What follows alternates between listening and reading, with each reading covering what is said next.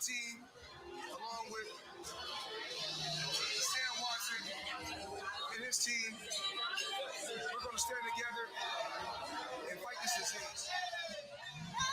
I come this way before, travel through the open door. Circumstances navigated the path, and life happened oh so fast. No, it got lonely. Sometimes you see, I know we couldn't make it. Even when I'm offbeat, I still land on my feet, and nothing can shake me, cause I know life took a hold on.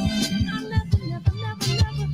This is where I am destined to be. I'm not ready to give up. I believe in the miracle of life. Life's a break with no rehearsal. Learn quickly, they'll come for your role. Games can play, can't take it personal. Cause the devil is a liar. Telling you the truth, hey. It's all in what you do, hey. Some things you gotta do, hey. It's fight for millions. Take a second, see the blessing in it. With much expected, much is given. When I made the living, now I'm giving back to children. Never let the power come first before your happiness. Yes, you can be the best if you go the distance. Mix a little sweat with your persistence. You know that the best things are never instant. Just shine up, let them see your brilliance. Get up, open up your eyes now. It's the moment of truth. No backing down. We're bringing it tonight. Oh, for the children, it's a given. You gotta give it, be a blessing. This my personal statement. Run the game like I'm aces. Learn and develop paces. Determined to be the greatest. Yeah, bobbing and weaving. They changing up like the seasons. Indigenous to the grind. So I do it for all my people. Jabbing the competition. Back up against the rope. She fighting for recognition. I'm fighting just to promote equality where we lack it. Or cancer slowing our road. I'm confident we'll make it. We focus on common goals. Yeah. Give back, give love, giving something away. Never give up, stand tall to fight another day. 2 toes, 2 feet, I stand on the ground. I'm going back soon and fight this final round. Life's a break with no rehearsal. Learn quickly, they'll come for your role. Games you play, can't take it personal. Cause the devil is a lie. Telling you the truth, hey. It's all in what you do, hey. Some things you gotta do, hey.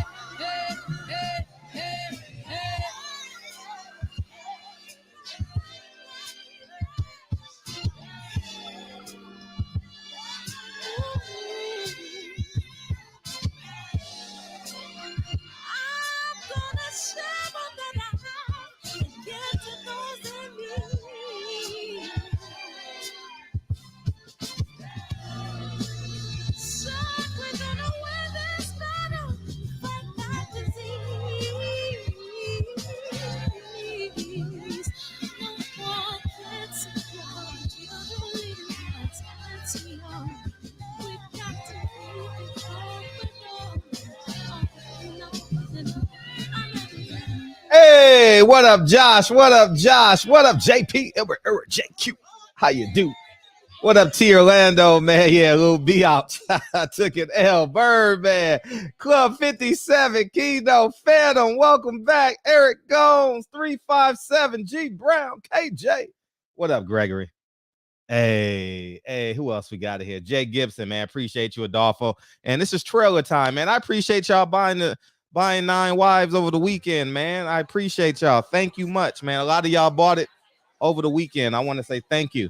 And keep on doing it. Keep on doing it. Hey, I appreciate y'all. Let's hit this trailer and let's jump into it. Man, oh man, oh man. I can't wait to hear Kyle. I gotta be honest, Fred.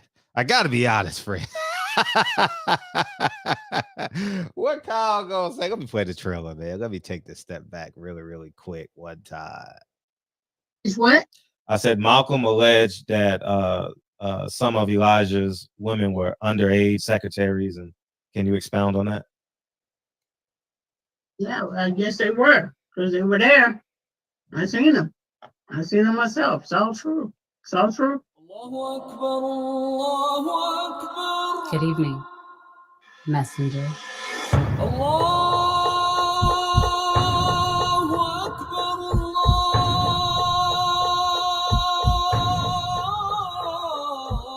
You convinced us that you were the last messenger.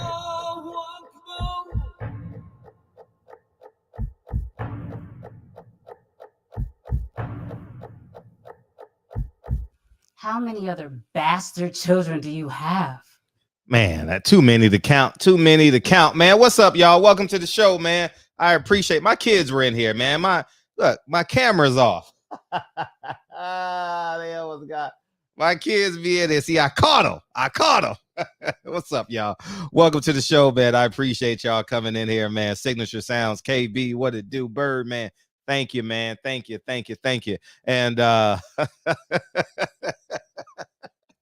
hey, but before we devalue ourselves and cut it to the BS, man, I want to say shout out to Gary Antuanne Russell, man. I was watching Money Brown because I was coming back from my grand aunt, the woman that's her and my grandmother are responsible for the reason why my family migrated to California, and I'm forever indebted to them. And what's up, Champion Heart? Forever indebted to them.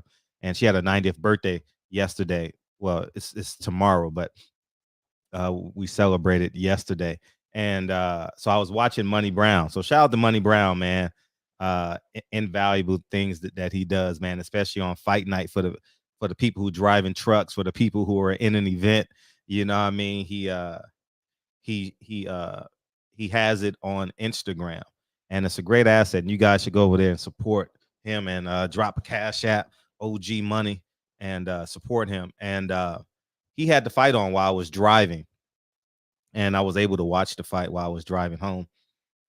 And Antuanne Russell's a bad boy. Antuanne Russell is a bad boy, and I like how he doesn't cut anything off at all. He doesn't tune out for however long the fight lasts. That's where he's going to be. I love how he wins he attempts and or wins every clinch in the fight. He's relentless. He has an absorbent amount of belief in himself. You can totally tell because even when Paul Stahl was hitting him, he said, "You know what? I'm a dog. I'm a beast." And I like the fact he has a motor like the young version of Sean Porter, but he also has a skill set that I believe will get better and better with time. I wasn't able to hear Gary Russell talk in the corner, so I don't know what he was saying. You guys, please feel free to fill me in on that. And but I was pleased that he just kept going and going and going. And the 6th round, it feel like he got stronger. Postall, he was in between coasting. And maybe this young kid is gonna run into something. You know, he was in between those thoughts. I knew he knew he was losing the fight, but he thought Gary Antuanne Russell. Correct me if I'm wrong too, because I was watching on my phone, so maybe I didn't see everything, but it looked like he was in between. Like him winning the fight was contingent upon Gary Russell doing something wrong. It wasn't contingent upon Postall doing what he does best. And I was very pleased with him. And I was very pleased with his poise and his intellect in his interviews, man.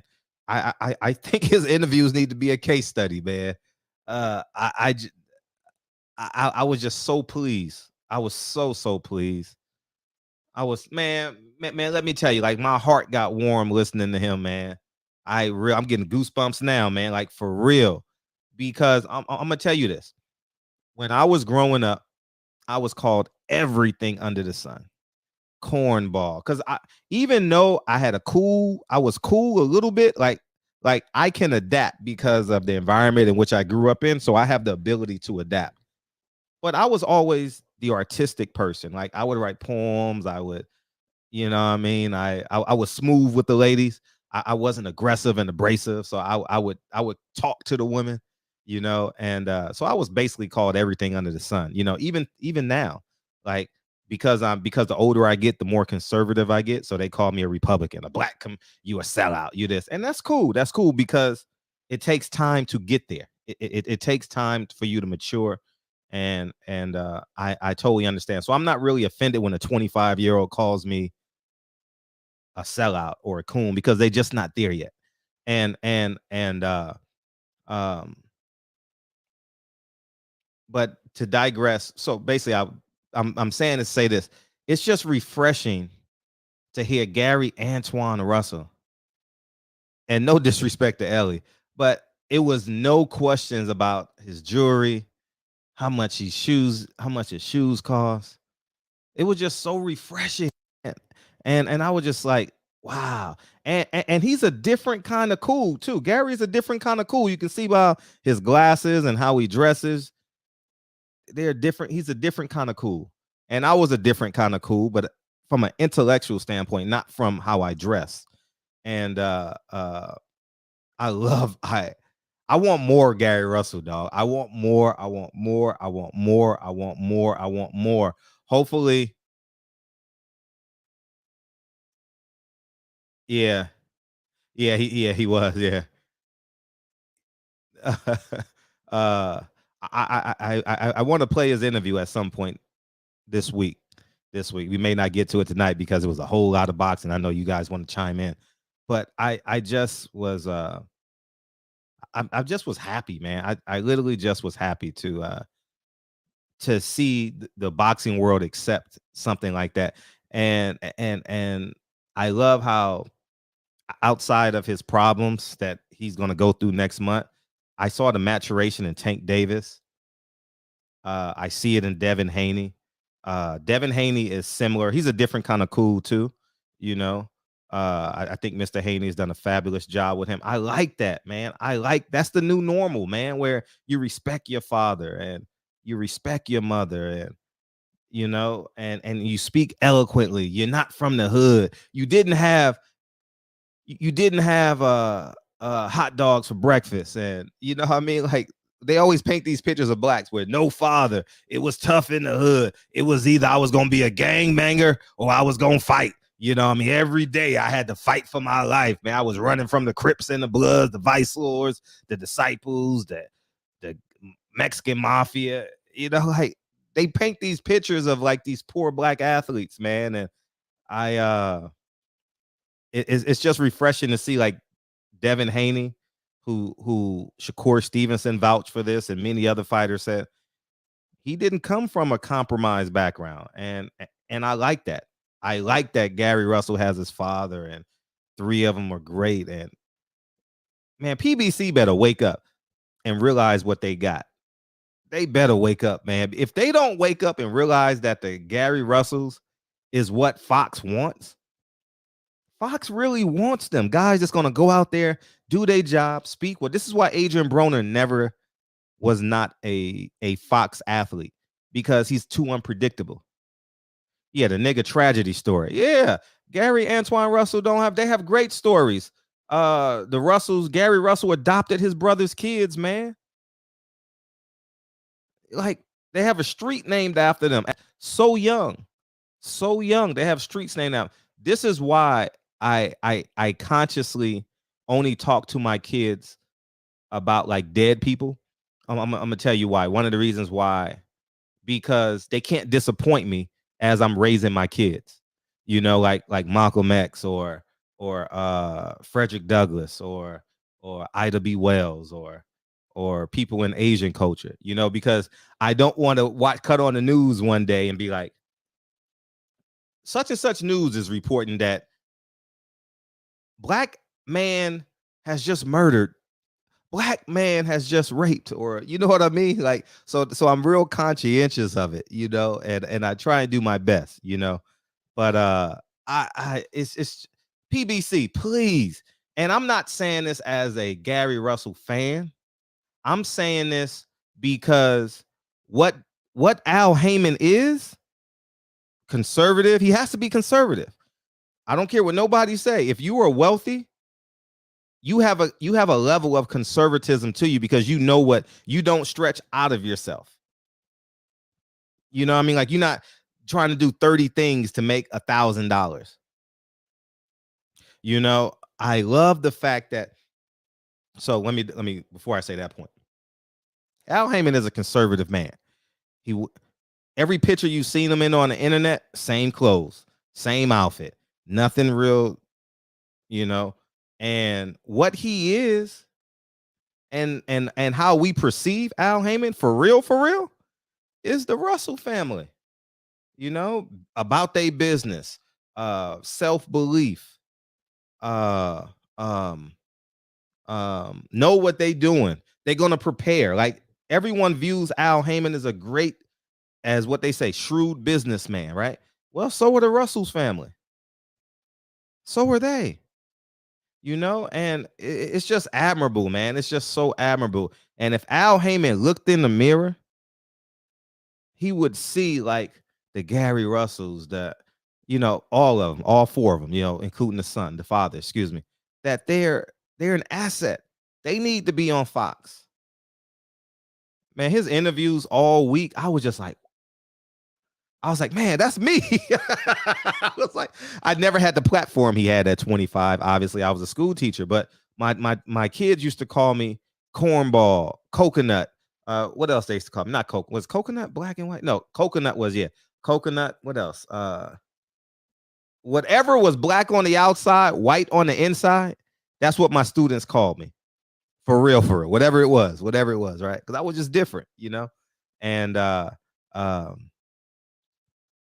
and I'm just happy. I'm just really happy. I was just sitting there just smiling. And I really want more of him on Fight Week. I really want more of him. And Devin Haney is the same way. He don't talk about picking up guns and blah blah blah blah blah blah blah blah. Oh, if it's gonna be a problem, we're gonna take this to the streets. You know how I'm not comparing black people against black people. I'm just, all I cover is basically black fighters for the most part, right? Oreo cookie, yeah, they called me an Oreo. Whatever was black on the outside, white on the inside, that was me when I was a school teacher, man. You know what I mean? And but yeah, man, it's just beautiful to see. Beautiful to see. I love the maturation in Tank. It was very obvious. You can see it. He has to get there though. He has to get there. And yeah, man. So that's what it is, man. And I'm just elated, man. I'm just elated. And let's work backwards for a little bit, and then I'll open up the phone lines so y'all can get my opinion. Y'all can respond as be it. Josh Taylor. I thought the other guy won. I really thought the other guy won. A penguin, yeah, whatever it was, whatever it was. I really thought he won 7 rounds with a knockdown.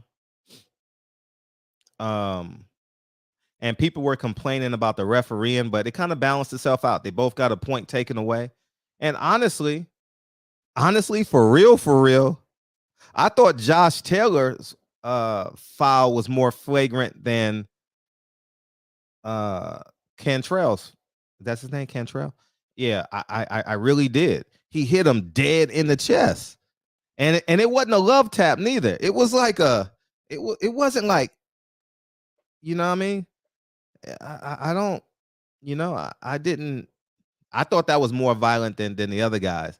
And Cantrell just took his foot off the gas the last 4 rounds, man. 9, 10, 11, 12. He just took his foot off the gas. It was like someone went to his corner. Like when they did when Tyson Fury got cut. Remember that? And then ESPN went into a frenzy when they realized that it was caused by a punch. Oh man, it was like it was similar to that. Someone went to his corner and be like, you got to slow down. You can't win this fight. I felt like that. I felt like he just literally took his foot off the gas. I couldn't understand it. I'm sitting there like, throw a combination. If he doesn't move his head when he's not tired, he's definitely not gonna move his head when he's tired. Blue Cantrell. That's what I was thinking of too. Yeah, who's Cantrell? What's his name? Catterall. Catterall. Oh man, you know Fred be butchering names. My apologies. And I was very pleased. I was very pleased with his performance. I thought he won, although he took his foot off the gas. But you can't leave those 9 rounds. Just call Jack Fred. Yeah, thank you, dog. You just can't leave that margin for error. He left 4 rounds. He left 4 rounds up to the judge's discretion. And you know you're not getting those 4 rounds. I ain't even lying. And I thought he won 7 of the first 8 rounds, like easy. I don't know what Andre Ward was looking at. I'm sitting there, Andre Ward, like what?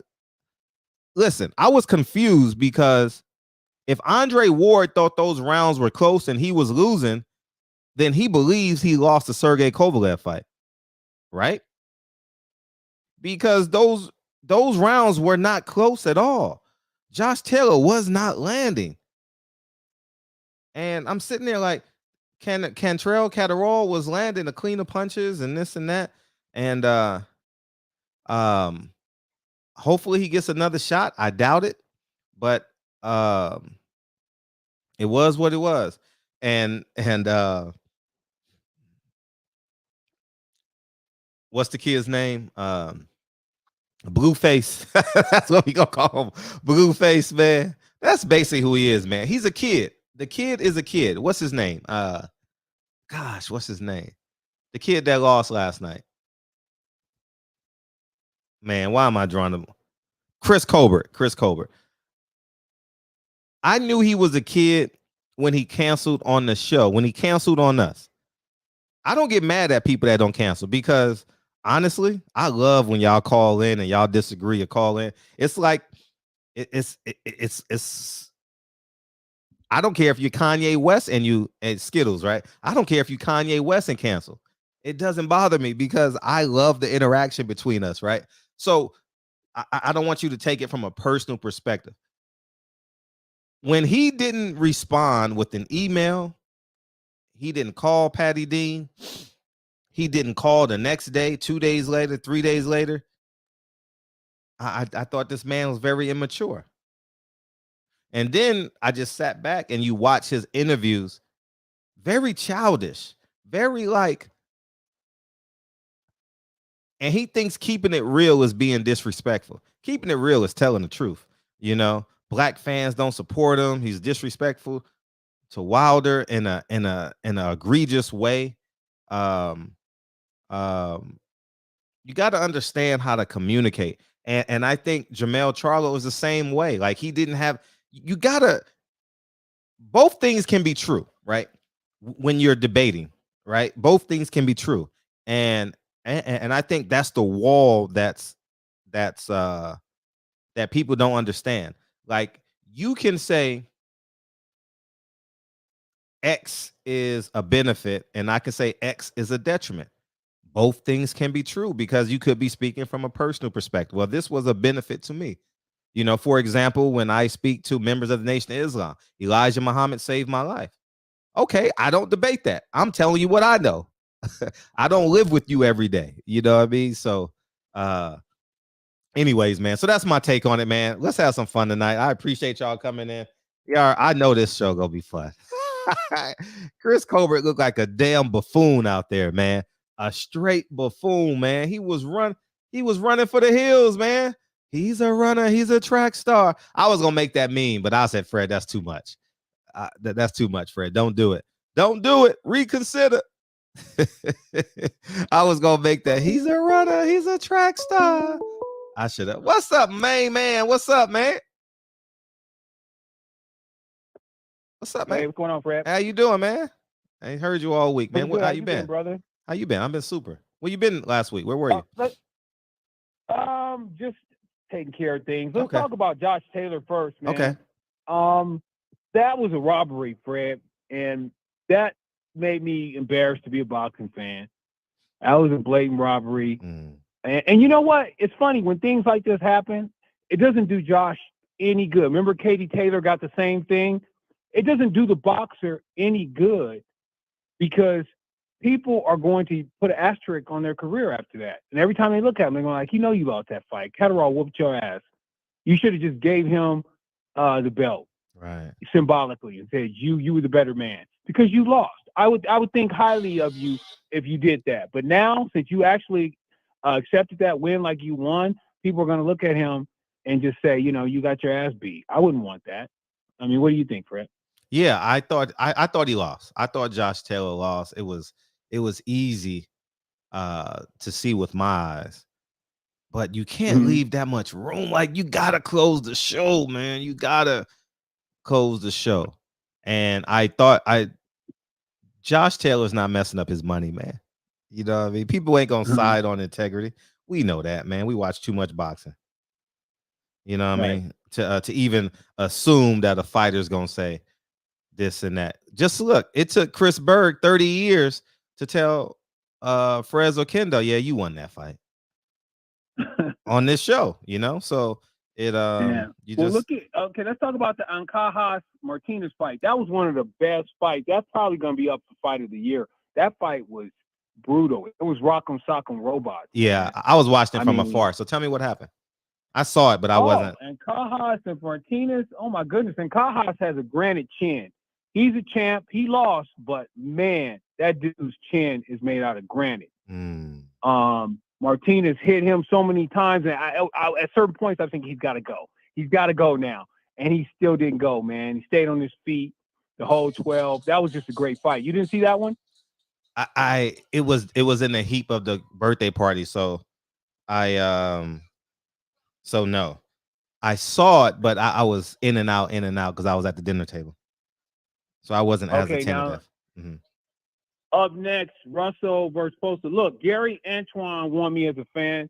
I didn't think he had that kind of grit, you know, because I've seen him in his other fights and he looked okay. But I said, what if you go up against a real, like former champ? What do you got if you face adversity? And he showed me what he had. So I hats off to Gary Antuanne. That was a damn good fight. I mean, what do you think? Yeah, I was very impressed with him. I was super impressed with it. I want to watch it with the sound, so hopefully I can watch it this week and just sit back and enjoy. But I was very impressed with him. I love that his motor felt like it got better and better throughout the fight. You know, he got hit a couple of times that should have said, you know what, let's go to a plan B. But I was impressed. Hopefully PBC does that family right, man. You know, like they like. Come on, you can't deny him no more, man. That man needs to come back March, April, May, late May, early June. Now, in the same breath, we saw a guy who stepped up to adversity and overcame it. In the same breath, we saw somebody who failed to do that, and that is, of course, Colbert versus Garcia. And you know what was funny? When Garcia popped him in the first round with that flurry of shots, Colbert's whole expression changed. He's like, fuck. Yeah. This is going to be a long night. And he never recovered from that. Yeah. He was like, I'm in here with a grown, you could say like, I'm in here with a grown man. Like, I'm fighting my uncle right now. Like, shit. Nothing I have is going to stop this guy. I got 6 knockouts in 16 fights. There's nothing I can do with this guy. And I'm gonna tell you one thing. I was talking to someone earlier today, someone very, very important, and here's what I said. I said that fighter didn't take that fight on 2 weeks' notice. That was planned because Garcia was too prepared. He was too prepared for Chris Colbert. He studied him. You could tell. He watched tapes. Man, that's not 2 weeks, man. That's not 2 weeks. So I think he knows Chris Colbert is a popper. He pops in and pops out. He has got fast hands, but he has no power, right? Yeah, he has no so power. he studied him and said, okay, I'm going to let him pop in and out, and now I'm going to catch him with a flurry. And he knows that Chris Colbert rarely gets overwhelmed because he's so quick. He darts in and out like a housefly. Yeah. But he got him up against the ropes and popped him a few times, and that's when Chris Colbert said, oh, fuck. Yeah. He got my number. Facts. You know? Big facts. And he just knew too much. He was too prepared. Just like that the midget that fought Tank. Like imagine me calling a person a midget, and imagine saying a midget versus Tank, because we're all three of us are midgets. But I know but already a midget. but who's the guy? Isaac Cruz. That was a setup too. Isaac. That was a setup too. They was going to take Rolly off regardless. But see, Tank stepped up though. Yeah. But you know what? Here's the thing. What we need to take away from this Colbert fight is that what we need to take away from the Antuanne Russell fight and the Colbert fight is that it's up to you, man, in that ring what you want to do. Right. There is no tomorrow. Right. How are you going to wake up tomorrow on your silk sheets knowing you ran in the last round? What are you running for? 2 rounds. Yeah, but that last round was just blatant track. Yeah. He was doing the, 400 meters, Yeah. And it's like, what are you running for? So you can wake up as a fucking loser tomorrow? Right. No, the very essence of a boxer is to put that shit on the ground, 10 toes down. I'm going for it, man. You understand what I'm saying? Right. I agree. Let's throw. I agree.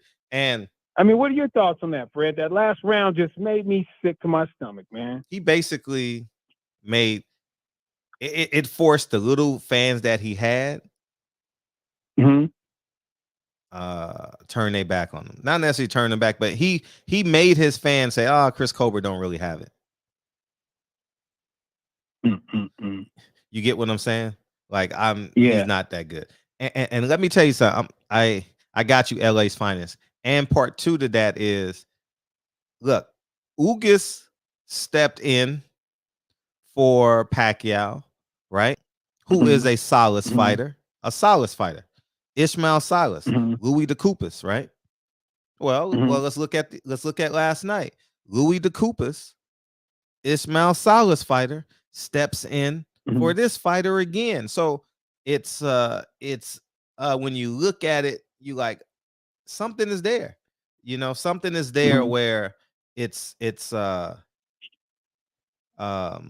where it's something there, it's something there where I do believe that, not that he was set up, because Chris Colbert definitely didn't do anything to win. I think anybody beats him last night with some type of heart.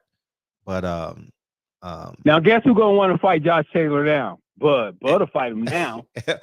But make me sick, dude. I'm not a Bud fan at all, but watch his next fight is Josh Taylor. He gonna make sure of it. He gonna call his team, I want Josh Taylor now. I want him. On that note, Fred, I'm out, bro. Tickle me elbow. Oh man. Peace. I'll let you later, bro. All right, thanks for calling. Yeah, for sure. Yeah, man. It's right. Peace. Yeah, Chris Colbert just embarrassed himself last night. And let me tell you this too. He just got home about maybe 7 hours ago. He's in Brooklyn somewhere chilling. But wait till Al Heyman send him his next proposal for his next fight. He gonna feel it then. What's up, 252? What's going on, man? How you feel, man? Welcome. Yo, I'm feeling great, man. Yo, those fights yesterday, give Al Heyman credit, right? And Steven Espinoza, great card. It was a great card. Yeah, it was a great card. Yeah. Yo, I seen all those fights, but the only fight I missed yesterday was the Rigo fight. Because Rigo lost too. Yeah, Rigo lost. Yeah. Yo, because Rigo is one of my favorite fighters. Even though he's still one of my favorites. I love his defensive style, and I love his I love that he has the one punch knockout power. No, he's but he doesn't fight that often. And even though they say he's like 40, I mean, I think Rigo's like 46 or 47, man. But you know those Cuban birth certificates. You know how that goes, man. But the thing is, man, about Taylor, man. I knew they wasn't gonna let Taylor lose that fight, man. Come on now. I mean, even before the cards red, like Taylor's not losing this fight, man. Now, like it's they, like I said, I think they was setting Bud up for him. They were saying, but if he went to the decision, Bud would have lost against him, regardless of how bad he was beat.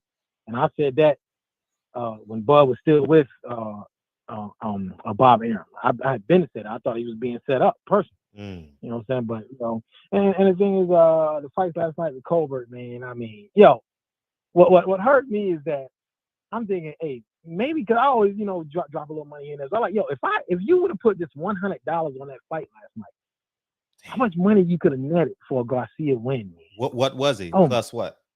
Well, initially he was like a 11-1 underdog. Oh, you would have won $1,100. $100. Yeah, exactly. $1,100. $100. But it was a foregone conclusion that he was gonna lose because he had brought it. Like they said short notice, but he probably was prepared, man. No way was this guy 2 weeks short notice the way he was fighting every minute of every round for Troy. Come on, man. No way possible, man. No way. I didn't see it that way, man. But that's what they said. Taylor fight was a robbery, man, but it was overall it was a good card on Showtime, man. Like that was the best card I've seen so far this year. So far, it's already February's over, and we haven't had a big fight this year yet, like a big fight. I mean, it's crazy, man. You know what I'm saying? Yep. No, I'm with you on that. I got a question. Yeah. I got a question for you. Please. What do you feel about this Canelo Bivol fight, man? How do you feel about that? Look, I said this. I said now until the fight, I would rather have Charlo, right? Yeah, I agree. But once the fight go ding ding, I'd rather have Bivol. He's not a sexy fighter at all. He doesn't speak English.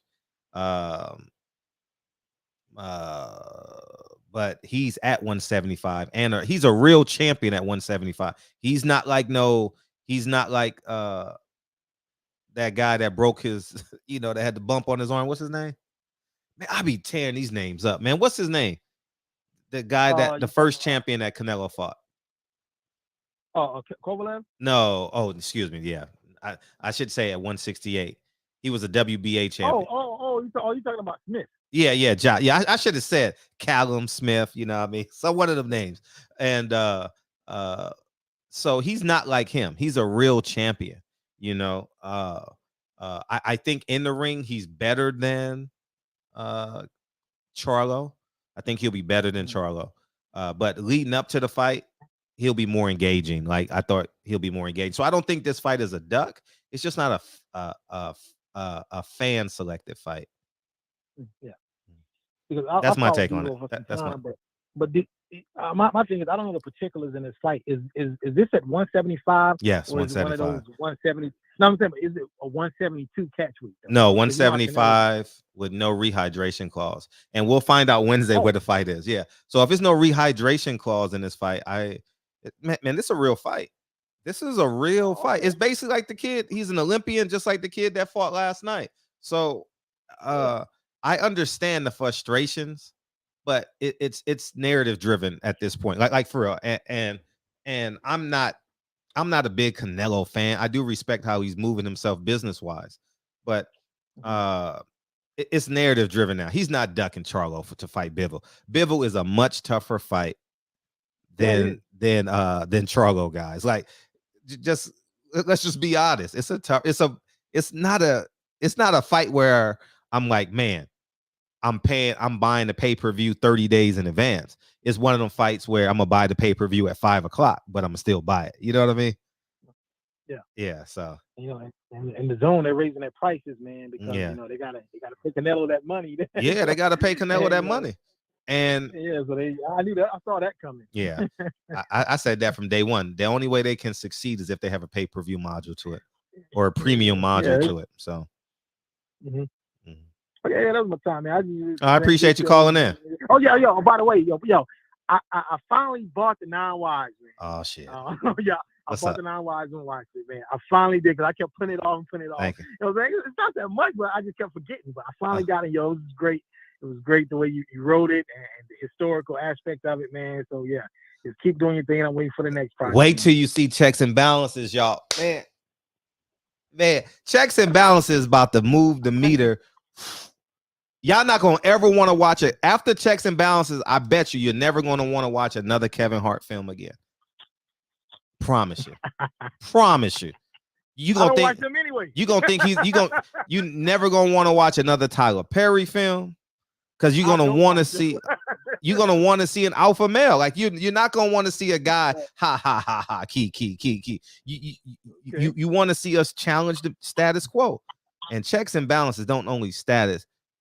I mean, if I would have shot this film in the 60s, y'all would think I would be on the run for my life if I shot this film in 1965. I ain't lying. Man, that's my time, man. You stay safe, man. Be good, man. Appreciate you. Yeah. Thank you, dog. All right, man. All right, love. And Dana Jones, man. Dana Jones. Beautiful granddaughter. Dude was in training camp with, you see, now you're trying to get me. Now you're trying to get me with these names. The guy who beat Shakur Stevenson in the gold medal, Ramirez, and has over 300 fights as an amateur. My Cuban buddy is in Scotland, said nobody had Taylor winning. Nobody had Taylor winning. Nobody. Romiski, is he still signed to Top Rank? Robisky, is he signed with him? Yeah, man. It's yeah. Garcia and Ugas in the same training camp. And if I had Earl's ear, I would tell him, Ugas is coming.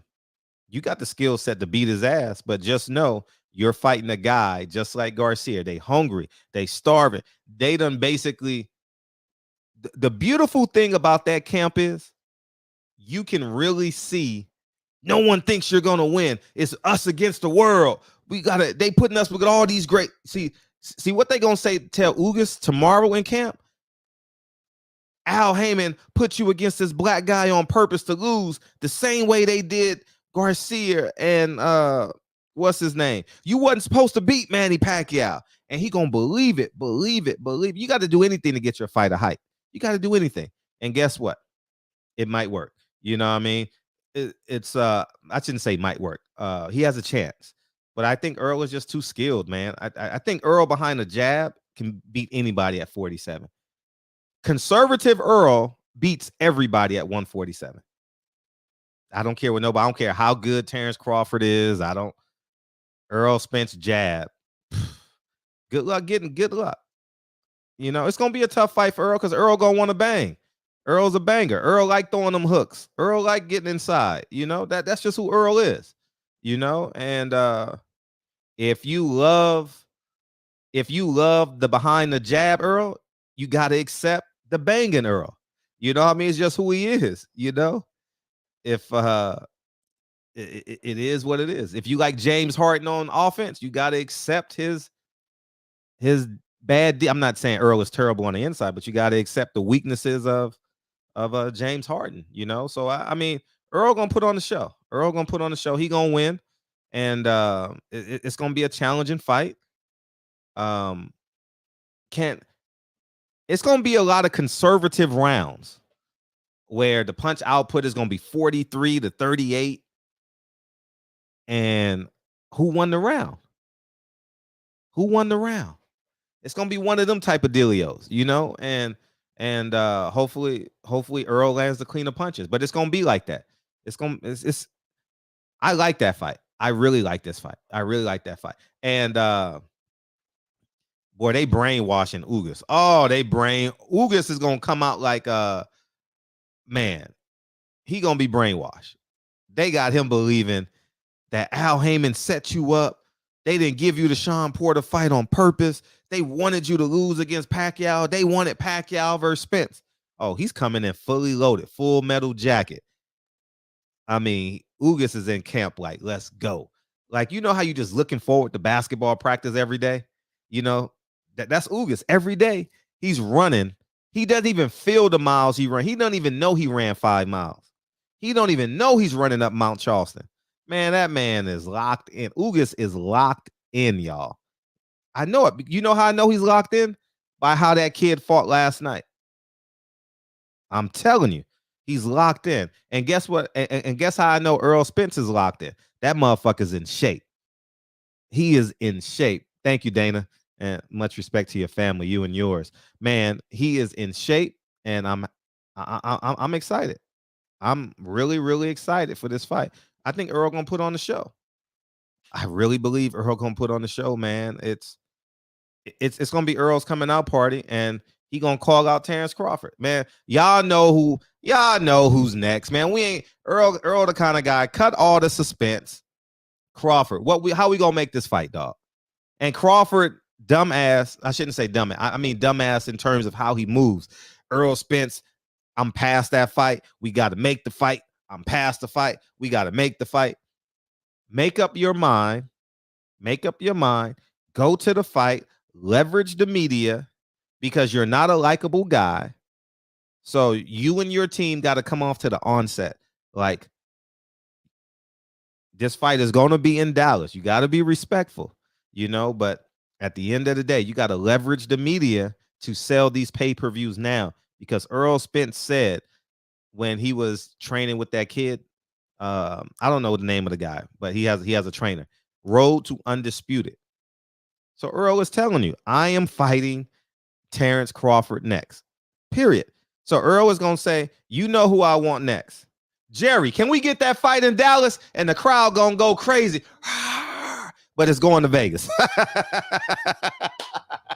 But it's cool, though. But it's cool. It's cool. It's cool. That's definitely a Vegas fight. So I'm just elated, man. I'm just really, really elated, man. And even though I bought my fight gear for that fight because he said it's changing, it's the same color, I will have some Earl Spence gear fight week. I'm definitely gonna promote the shit out of that fight because I just think the world of Earl for what he did to Jaquan. It's nothing that's gonna change my mind about that. I don't care what nobody say. What he did for Jaquan, he saved me a few $1,000s because I was gonna pay to have Jaquan fly for the fight.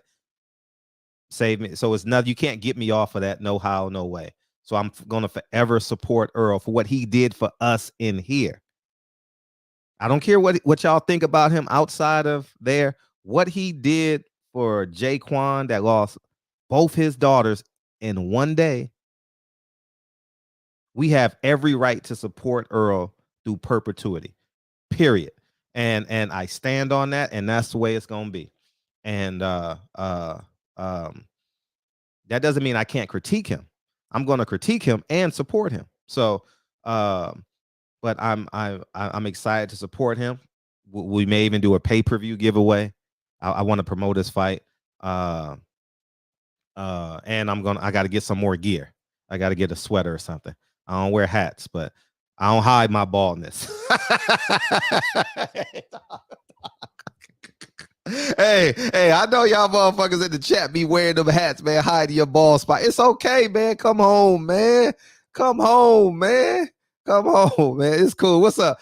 What's up, Dana, man? I appreciate you doubling back, man. Thank you. Quiet as kept. Them Cuban fighters are replacing black fighters on the PBC roster. David Morrell got 5 fights, co-main event, 1 card, headline another. Man, listen, dog. Listen. Do you got my phone tapped or what? Because I've been saying that for a year and a half, dog. You got my phone tapped. That's the data. That's exactly what I've been saying, dog. That Garcia kid, they probably paid him $60,000 to fight last night. $30,000. 2-week notice, probably $40,000. You underpaid. Ugas, they not paying you enough. Earl is getting paid more money than you. The reason why they only paying that because they don't want to pay you. Earl is getting so much more money from another. I'm telling you, dog. I'm telling you, man. 410. What's up? Hey, Fred. He's here. My hold on. Mm-hmm. My homeboy mm-hmm. is tight. He's a reporter for all the Cuban. Okay. So he know them all. Okay, good. And I was rapping to him. They brought, I want to say 7 or 8 Cubans from Cuba. Brought them up to Mexico. So a lot of these dudes, trust and believe. He told me they got Tank Davis replacement already. Tank loses, they got a Cuban to fill that spot. I bet. All right. I bet. They got them all. They got them all. That's why they didn't draft. They didn't pick any Olympians. None of them they didn't even go after them. They got 8, 9 Cubans on the roster. They can pay $20,000-$30,000 to fight. There you go. Y'all waking up now. Y'all waking up. I've been telling y'all this. Man, listen. That card last night was probably $2 million for Steven Espinoza. And he got us talking about it for 2 hours. He did his job for $2 million. You get what I'm saying? Yeah, I mean, why would you pay Jamel $4 million and $3 million and shit? It may be a weak fight. Listen, if I'm Charlo, I'm fighting everybody on that roster, but David Morrell, because he's gonna knock the shit out. You understand what I'm saying? Listen, I like him, but it is what it is. He better stick to playing. But yeah, it's boxing politics at its finest. They replacing American fighters with Cuban fighters. I mean, the last 2 cards they had, PBC had, besides this one, was in Minnesota. And they had one off air in Florida with nothing but Cubans on that card. Right. Good point. They had one black fighter. They had one black fighter on that Minnesota card, the last card, and that was my homeboy. And he fought. I want to say he fought a Cuban. Well, and it didn't work out too good. Yeah, it didn't work out too good for sure. Didn't work out too good. But yeah, that's what they slowly doing. They agree. don't have to kick out a whole bunch of money. Ain't no boxers union, so they don't have to kick out a whole bunch of money, and they be like, "Look, he fight for $50,000." You know what I mean? It is what it is. But Chris Colbert brought that shit on himself last night, didn't he? He sat there and he talked about, after this fight, I'm gonna fight Gary Russell. You got to get to the next fight before you can call out Gary Russell. And he went out there and got beat up. No power, tried to stand in the pocket and got beat up and made it harder on himself. So it is what it is. He'll just wait till that dude go to 35. That's all they do. But that's all I wanted to say. No, I appreciate you calling and thank you for the clarification. All right. Peace, dog. Yeah, peace. Yeah, man. They definitely doing this. I'm glad y'all waking up now. Oh my God. That's the first caller that's actually set it on its own. I've been telling y'all this, man. Ugas can be stopped because he's right in front of you. Ugas can be stopped. Can Earl stop him? I'm not even implying that he do fight him. I mean, he do stop him. It's gonna be a good fight. Has Earl been in a boring fight? The last 2 rounds of Danny Garcia was kind of flat, you know. Outside of that, I haven't seen a boring fight from Earl. But what's up, man? Did your favorite fighter fight last night? Who's your favorite fighter? Come on, he had to fight yesterday. Pick one. Fred, you know my favorite fighter. Who's your favorite fighter? Marvin Hagler, Fred. You know who that is? I didn't know that was your favorite fighter. No, I'm talking about modern day. Shout out to Marvin Hagler. I'm talking modern day. Modern day. I honestly don't have a favorite. I got like favorites. You know, I like Keith Thurman, Javier Fortuna, Earl Spitz, Deontay Wilder. You know. Okay. All right. We're cool. Danny Garcia. All right. Okay. What you got for us? All right. No, not too much Danny Garcia. Yeah, man. Hey, I would like to say a big fuck you to all those fans who said Josh Taylor can come up and whoop Keith Thurman's ass. I like to say big fuck you. Fuck you very much. You pieces of shit. No, that's not happening after what we saw last night. It's not. Let's be real. Yeah, pieces of shit on Keith Thurman so much. I think a 140-pounder who could barely beat a guy who basically was just spoiling, fighting negative all night. He can't beat him. You pieces of shit. Fuck you. So, I had to get that off my chest because, I'm tired of these people going in on a really established world champion. But, yeah, man, Josh Taylor, he got to move up. I think he was very weight drained. I think Ben Davison probably was not telling him the right thing to do. in the corner. You know, just putting more pressure didn't help his case at all. I think he should have let Jack Catterall come forward. He should have been trying to fight off the back foot more. Let him come to him. Because when he put more pressure, he was just opening himself up to more getting hit more. So, yeah, I don't know what the game plan was, but it wasn't that good of a game plan. It doesn't look like he was that prepared for what Jack Catterall was willing to dish out. That dude was gangster for it. Mm-hmm. They call him El Gato. That dude was gangster. He was about that shit. Whatever Josh Taylor wanted to do, he was willing to do it too. Headbutt, elbows, low blow, tackle, whatever. It didn't matter. The only thing I could say about Jack Catterall, he should have pushed for it in the later rounds. He should have went for it. He should have went for the knockout. That's the only thing I think he missed out. He should have went for the fucking knockout. Because he couldn't have thought he was going to outbox Josh Taylor in Scotland and think he's going to get away with that. So I think this all fighters need to plan for a KO when they're fighting at the B side. You know, and now my next point to Chris Colbert. Goddamn, man. I like Chris Colbert, but goddamn, that shit was coming. You can't tell that shit that shit wasn't coming. He talked a lot of shit about a lot of different fighters. He talked a lot of shit about a lot of humble fighters, in fact. And it was coming. Karma was coming for him eventually. And I thought it was going to be against Shakur Stevenson or somebody that's a really, really good fighter. But he lost to a guy who was a late replacement. I mean, I heard y'all say that it was set up. It could have been. I don't know. I mean, that's fucked up if he's being set up like that. I don't know. What is Chris Colbert's gate numbers? Does he even bring a good gate? Nah, they don't sell. He don't sell tickets. Yeah, I can see. See, they probably going with the Latino market.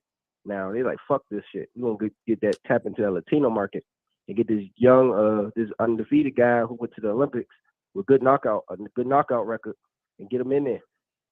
And it showed. Dude came to fucking fight. Do you see that fight for it? Yeah. Oh, Cal in the building. What's up? Hey, Cal, you saw that fight? Colbert Garcia. Yeah. Are we quiet tonight? All right. So, what do you think Colbert could have done to win that fight for it? Not show up. Oh shit. Not show up. Yeah, real? He couldn't have won that fight. No, he wasn't. He don't have the mental aptitude to win that fight. Some fights you're gonna get hit to win. Like though that was a fight where in order for him to win that fight, he was gonna get beat up. And that's just one of them fights where your eyes gonna be swollen, you're gonna be pissing blood. It's just one of them fights, you know. And Chris Colbert, you can see in the interviews, man, like y'all think I be hating on these fighters. I just tell them the truth, man. He's not mature enough. I said this last summer. He's a kid. And y'all thought I was jealous of him. Well, not jealous, because y'all don't think I'm jealous of anybody, but at least y'all should know that by now. But y'all think I was hating on him or mad at him because he didn't show up on the show. No, I got Kyle. I got you.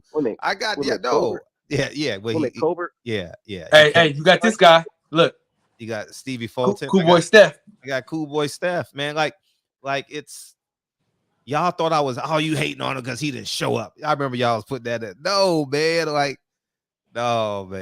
Like for real. Hey, why didn't he show up to the show? I don't know. He never called. He never contacted us. Oh wow. Mm-hmm. So I knew he was immature then, and I said I'll never reach out to him again. So let's get to the bottom of this. Did he agree? Like I made the flyer. I made the flyer and everything. The flyers cost money. Oh, hey, what's up, Latifah? Man. Latifah, Miss Bird. Yeah, yeah. Hey, listen, man, that's pretty shitty. That's pretty shitty, man. That's low. You gotta watch film. All that Floyd Mayweather, I don't watch film shit. That's over with, man. Yeah, he needs to stop. He needs to start boxing. He's trying to be a banger of only 6 knockouts. I think that hurt him a lot in this fight. That made no sense at all. And he needs to fire his head. Did y'all hear what his head coach was telling him in the corner? I didn't hear it. I was watching him. Shout out to Money Brown.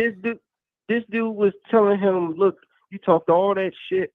You talked all that shit and you bet on yourself and all that shit. You look, it's on you.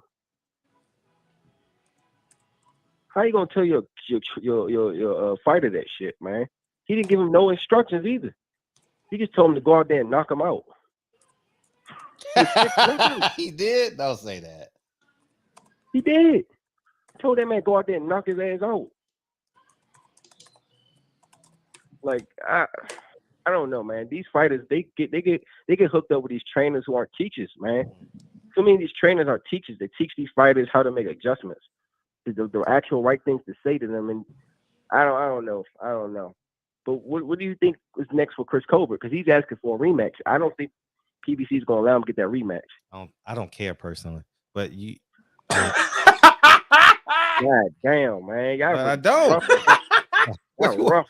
What do you want me to say? Like, what do you want me to say? Like, oh man, he needs no, he needs to go fight someone at 130 that can beat his ass. Like, I don't care. Like, man, I tell you, if someone throw a rock at you, you throw 2 bricks back.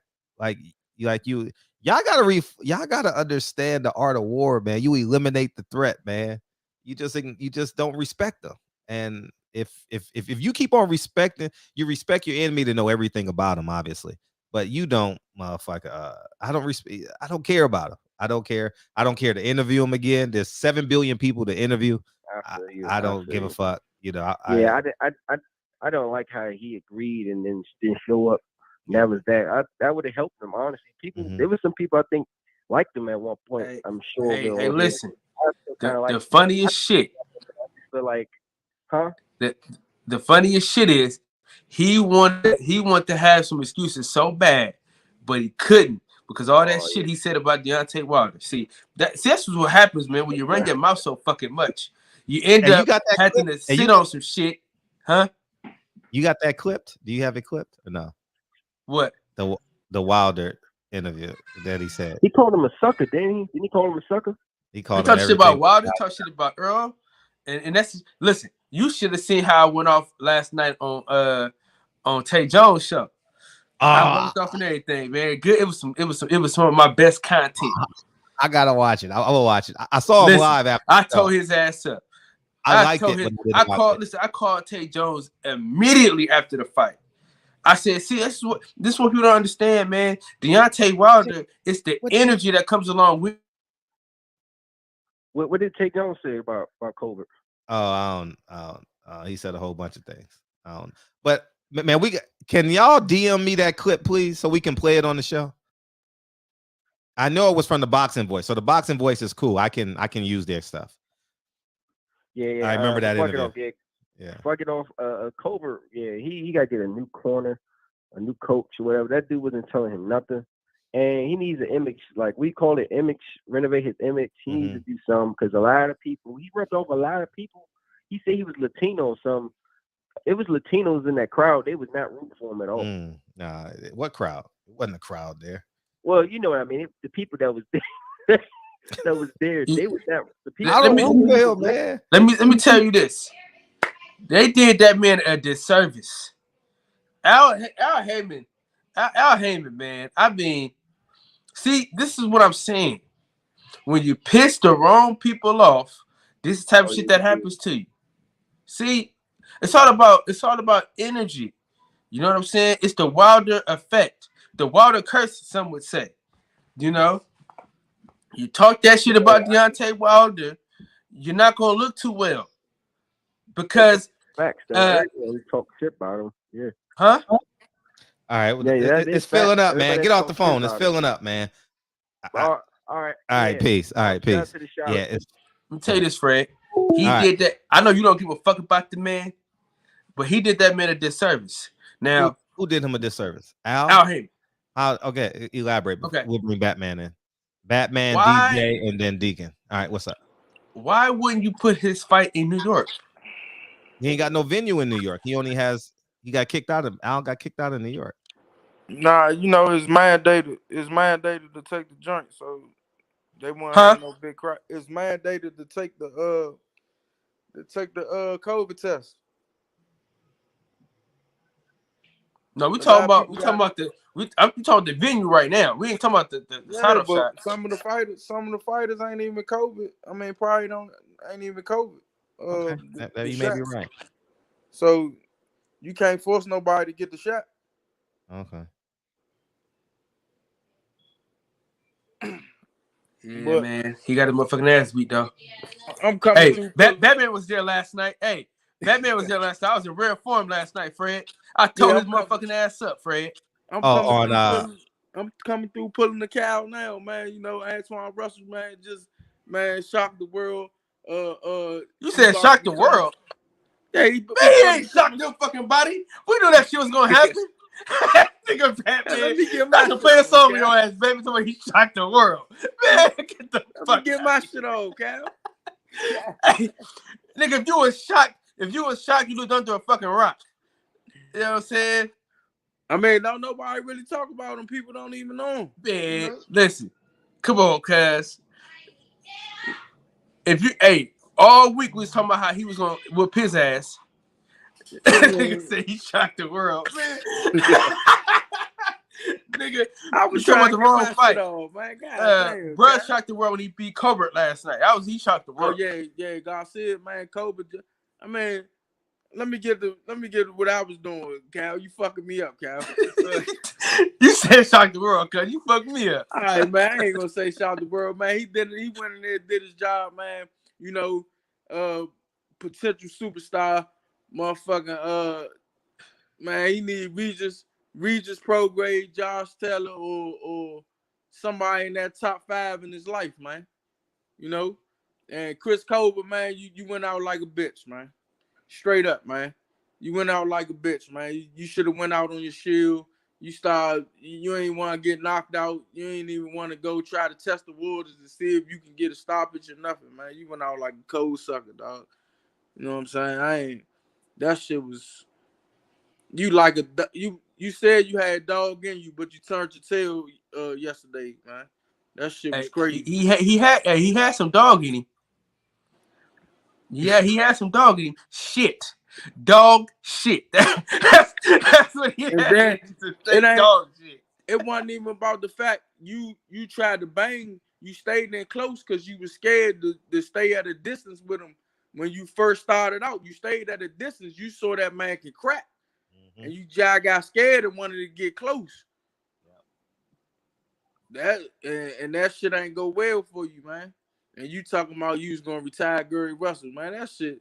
Then gonna talk about Shakur, talking about Shakur ain't got no dog. I never seen Shakur did some shit you just did, man. That's man. He got New York looking bad right now.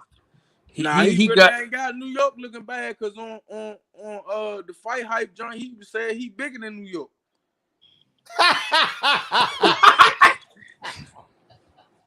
Before the fight, I swear to God. Hey. Okay, here's what I want y'all to send me because that nigga think he Nino Brown, Fred. Hey, nah. You can be. Yeah, I got you in a second, DJ. I just wanted that man to get his shit off. You hear me, Fred? Yeah. This shit bigger than Nino Brown. Hey, so we're gonna do the top 5 dumbest things Chris Colbert has ever said. Send me Chris Colbert clips, y'all. Y'all clip them to my DM. Clip them to my DM. We'll have it out this week. What's up? I'm about to tell you the number one thing he did, Fred. What's that? What's the dude that the fight hype, the white dude? Sean. Yeah, Sean Sakota. No, Sean Sakota. Sean Zentel. Excuse me. He asked Chris Colbert, man, yeah, you and Richard Hitchens got New York on y'all back, this and that. He was like, man, you know, I'm bigger than that, man. I'm bigger than New York right now. I'm a world-class fighter. You know, I'm trying to put the world on my back. I say, what the fuck this nigga just say? You just down to your hometown? Yeah. Man, this nigga is the dumbest nigga in the world, man. Oh man, that motherfucker funny. Yeah, we got to do the top 5 things the dumbest things he's ever said. That's all I had to do was come in here and say that, Fred, man. I appreciate you, big homie. Everybody check out Gary Antuanne Russell, man. He will. If Josh Taylor stay he's food, man. He ain't staying. And he food going up to 147, so you might as well stay. Hey, you get that payday at 147. Hey, you just gonna die at 140. You right, Cloud. He might as well go ahead and get that motherfucking that $5 million or something he gonna get up there, man. He might as well, man. Hey, Batman, if you don't get your ass whooped, might as well get paid for it. You right. You right. You gonna get an ass whooped, might as well get paid. Brother Cole? I'm gone, y'all. Hey, Batman. What's up, DJ? What's going on, y'all? Y'all Hey. cut this DJ. slack, man. Hey, I already got the number one dumbest thing. He said he wasn't black. He Mexican. Yeah, please, man. I'm telling what? y'all. Yeah, He said you remember when he said he was Mexican? man. I'm telling y'all, we gotta do the top 5. It maybe even be 10. The top 5 dumbest things, top 10. Man, can y'all please clip them for me and send it to my DM? My DM is this, man. Please, because I'll try to find it. But I remember him saying that because his coach Mexican and he said he Mexican. I remember that his dad. Remember, he's like his dad. I remember that. Shit. Yeah. I remember that shit. Yeah, I remember that. Mexican? Yeah, he said he was Mexican, bro. Yeah. He said he wasn't black at all? Yeah, He man. said I'm not black. I'm Mexican. That's what he said. I was like flabbergasted when he said that shit. I'm telling you, Jamel Charlo is purposely not doing interviews, which is smart. But I mean, it's cool because some guys are just not good interviews. Like I hate when people keep trying to interview the Migos. The Migos are terrible interviews. Stop every interview. Bring up every interview they did. They are terrible interviews. I wish people would quit trying to interview them. Mm-hmm. Just enjoy the music. If that's your type of music, enjoy the music. Man. Quit trying to interview them. But above all else, man, the kid said he didn't watch any film, and I kind of raised the eyebrow at that. I was like, so you're not gonna prepare at all for a guy that was already in camp and all this type of stuff. Okay, so you might as well just sat out and waited for Gutierrez in. Now you just lost your title shot, which ultimately led to another big payday. So you should have just sat out if you wasn't gonna prepare for the fight. You know what I mean? And then he quit. Plain and simple. He quit, man. You can see it around the 9th, 10th round. He didn't want no more of that fight. He quit. How you gonna put your hands in your pockets and you down? What else was the coach supposed to tell him? Don't matter what I tell him, he don't want no more. He's sitting there smiling, laughing. I was watching the fight last night. And I was like, every time he got hit with that left hand, he kind of smiled. And that you listen to any fighter that tell you, anytime they smile, that shit hurt. Mm. He got hit with that straight left and that left hook all night long. Borderline embarrassing the ass whooping he took last night. Just wasn't prepared for the fight, man. He didn't prepare for the fight. I'm not gonna put that on his coaches because he's a professional. You know what you got to do to get ready, and he wasn't ready to fight. But shout out to Garcia, man, for seizing the moment. He beat the shot out that boy. Let me tell you this: the worst part was, right? My wife was talking shit about the nigga right from the beginning. She's like, why the fuck is his haircut? But I liked what he was standing for, so I'm like, it's autism. One of my kids, they're autistic, right? So I'm like, all right, shit. Mm-hmm. So she started liking the nigga just off that. And then right as the fight was happening, she said, I told you I ain't like this motherfucker. I don't really get on him for his hair color and stuff, man, because different boxers did goofy shit, throughout time. We used to have Hector Macho Camacho coming to the ring in full fucking motorcycle helmets. So I don't really hold. I'm just telling you what my wife said, man. Hey, my opinion. But what I'm saying is this stuff, brother. If you go talk that shit about the bronze bomber, Mr. 10 title defenses, you got to come with it, man. When you say skills pay the bills, and your skills, they didn't come through for you. What they say? Your check bounce, your card declined, brother. Kyle, it wasn't even that, bro. You told Shakur he ain't had no dog in him, then you went in there and quit when you start getting your ass beat. Oh yeah, he had some dogs. You know that dog. You can't say that dog that you can chase down the street and shit. Get that motherfucker ass out of here. That's the type of dog he had in him. He had a dog. It was that dog. Get your ass out of here and it run and shit. That's the Chris Colbert dog. That's what he had. And you see, this is what happens too. People don't understand this. When you shit on barbershop conversations, you might as well get ready to lose your next fight. Or some shit like that's gonna happen. I mean, it's a proven fact. If you listen, if you talk bad on Fred in barbershop conversations, if you talk bad about Earl Spence, if you talk bad about Deontay Wilder, this is the type of things that happen to you. This is it, man. This is what happens. You get to talking that shit and ain't back up and you ain't backing it up. You know, I'd rather listen, if he would have went out, if he'd have, fought his ass off, damn near died, I would have respected the shit out of that. You know what I'm saying? But that over. How the hell you running around? You would have hit it with the winning? Stacy. You would have hit it with the Stacy. Beat his ass the other day. You took it like a G. Took it like a fucking G, man. Took it like a fucking nigga, G. Man. But yeah, I ain't gonna spend all my time up just bashing him, man. Shout out to Antuanne Russell. Put your seatbelt on and welcome to the Duckmobile. Good luck finding guys to fight you now. I think it's a couple guys. I think it's a couple guys out there who will fight him. I want to see him and Subriel Matias. I would love that fight. Who? Subriel Matias. Googling. I'm gonna love that fight. I think he's ranked number 1 in the WBA right now at 140. I'm ready for Josh Taylor to move up. I've been ready for Josh Taylor to move up, especially after that ass whooping he took yesterday and got that home cooking. But that dude didn't do enough. That nigga he fought didn't do enough to beat him. Stop shit. Man, stop that shit, man. Stop, Kyle. You gotta beat the champion. No, fuck that. You gotta beat the champion, man. You gotta beat the champion. Fuck that. He did beat him. Did you see his ass like Chris Colbert? Man, look at your face. Yes. Look at your face. They ain't got the guy look like they ain't got nothing to do with it. Man, they got everything to do with it. When I ain't got no marks on me, man, he whooped Josh Taylor ass, man. Go back and watch that fight. Man, he didn't whoop his ass, man. Come on, he whooped Josh Taylor ass, man. He whooped his ass. Josh Taylor got some home cooking yesterday. How about I'm gonna drop you? And then they're gonna take a point from me. Man, come on, man. Josh. Did you see what he took a point for Josh Taylor for though? I mean, that referee was absolutely atrocious. That motherfucker, he was on some shit, boy.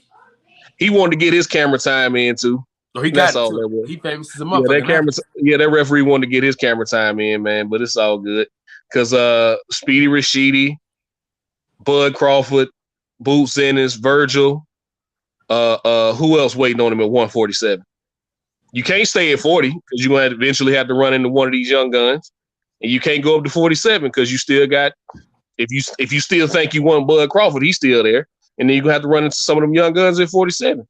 So go ahead and take you another fight or two, retire, and call it a day. But yeah, I ain't going to hold to retire, though. God damn, DJ. Man, either retire or become a gatekeeper. Them your two options. Not that he can't be I ain't gonna say a gatekeeper though, man. He can win a fight or two. Retire, become a gatekeeper. Because the Josh Taylor I saw yesterday ain't beat none of them guys I just named. What nigga? He lost. See, this is what I'm saying about you niggas, man. Y'all listen. Y'all a nigga have a what we recognize when a nigga lose and ain't got a whole bunch of excuses for it. He had one bad night. Look at the people he beat though. He done had more than one bad night. He got a gift against Prograde. No, man. Yeah, yeah. But I ain't gonna stay on too long. We'll talk about it later. Appreciate you, Fred. All the time, dog. I might go live just for you, nigga. Just so I can argue with your ass. Yeah. Hey, man, I'm glad you gave me that type of energy, man. You gonna get it right back, though. All right, peace, man. Peace. What's up, Deke? Hey, man, too blessed to be stressed and highly favored. What's good with y'all, man? Get your pillow. Whatever it takes. Hey,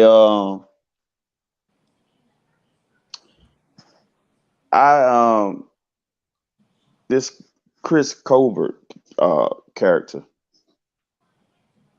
I was waiting on this. I knew it was gonna happen. I just didn't know when. I just didn't know when. You know what I'm saying? Touch not my anointed, do my prophet no harm. Deontay Wilder ain't have to lift a hand at him, bro, or utter one word at him. Just lean back and go live his best life. You know what I'm saying? And, boomerang is for real. What goes around comes around. And a guy like that, man, what we call that type of dude in the neighborhood where I come from, he's a straight shit eater. You know what I'm saying? You call him what? A shit eater. That's what he is. Deacon. Hey, Now, hey, listen. Now, I stopped saying. You Listen, ask me what it means. Ask me what it means. I Ask me what it means. I stopped saying keep your foot on these niggas' necks at the end of every show. You gotta stop cussing when you come on here, Dick. You a Dickie. You can't be out here cursing. Ask me what it means if you don't know. If you don't know, I would gladly tell you. I don't know what it means. I've never heard that expression. Okay. It's two things a dog does when it's sick. It'll throw up and it'll go right back and eat the vomit. A dog will take a poop and you'll see grass in it, right? From him, like if a dog's sick, it'll eat grass, trying to heal itself. And then it'll poop it out. And then sometimes they'll go right back and they'll eat it up because I'm a shit eater. You know what I'm saying? And you say Colbert got some. Say he had some dog in him. He might got some dog in him. Straight shit eater. That's what I mean. You know what I mean? A mutt. You know what I mean? He talking all that crap, and you know, I knew this type of dude really don't belongs in the ring because he don't believe in himself. I heard him say in one interview he wouldn't fight Tank Davis because Tank punched too hard. What kind of crap is that, man? You supposed to be a fighter. You don't care how hard this guy punched. It don't matter. If you got skill and you fast, because he seems to be pretty fast, and I think he has skill, but he don't believe in himself. I think this man could have walked the dog with that guy last night. I'm looking at his skill set, but he got touched up and he quit believing in it. It's like he almost thought he was in the ring with Tank Davis. You know what I'm saying? And I'm going to show him why you tried to clown Deontay Wilder. Let me show you the difference, buddy. The difference is you was not willing to go out on your shield, right? As a fighter. Deontay Wilder said he was willing to go out on his shield, and he didn't just talk it, he walked it, right? He said he was willing to die in the ring, is what he said. He proved it, bruh. And I'm going to show you what I mean. This man fought this man 3 times, bruh. A man damn near twice his size. Feel what I'm saying? Up under some serious circumstances. A mutt would occur, bruh, in the first fight. This man fought him 3 times. You can't even stand in this man's shoes, bruh, and you got the nerve to open your mouth against this man. You don't even, you can't even, bruh, check yourself, man. Go work on yourself, man, and figure out what it is you want to do in life. Go sell some chicken. I hear you selling chicken now. You know, you might want to do that. You know, I'm not gonna call you a chicken, but they say you're selling some. Maybe you need to go do that. Because fighting may not be your game, bruh. Yeah, fighting ain't for him. It ain't for him, bruh. He already said before this fight, like a couple interviews ago, I heard him. He said out his own mouth, he laughed with it, but I knew he meant it. He wouldn't fight Tank because Tank punched too hard. I said, Lord have mercy. And he on camera saying this nonsense, bruh. You got to send that to me. I don't know what, I watched so many videos, I don't remember who you know what I'm saying? If I run across it again, I will get it. But he said that, bruh. You know, these guys are a trip, man. They don't understand, boy. Life is like a boomerang, boy. When you throw it, it's coming back. You feel me? God almighty. And it was another fight. Man, that first fight, man, I enjoyed myself, bro. It almost reminded me of Gotti Ward, but the difference was Gotti Ward, it was real back and forth. But that first fight, it wasn't a real back and forth like Gotti Ward because it was almost one-sided to me. You know what I'm saying? Because that boy went in there and handled his business against one of the Pacquiao's proteges. That was my first time seeing him fight too. And I never liked them Filipino fighters, bro. I never think they can fight. Yeah.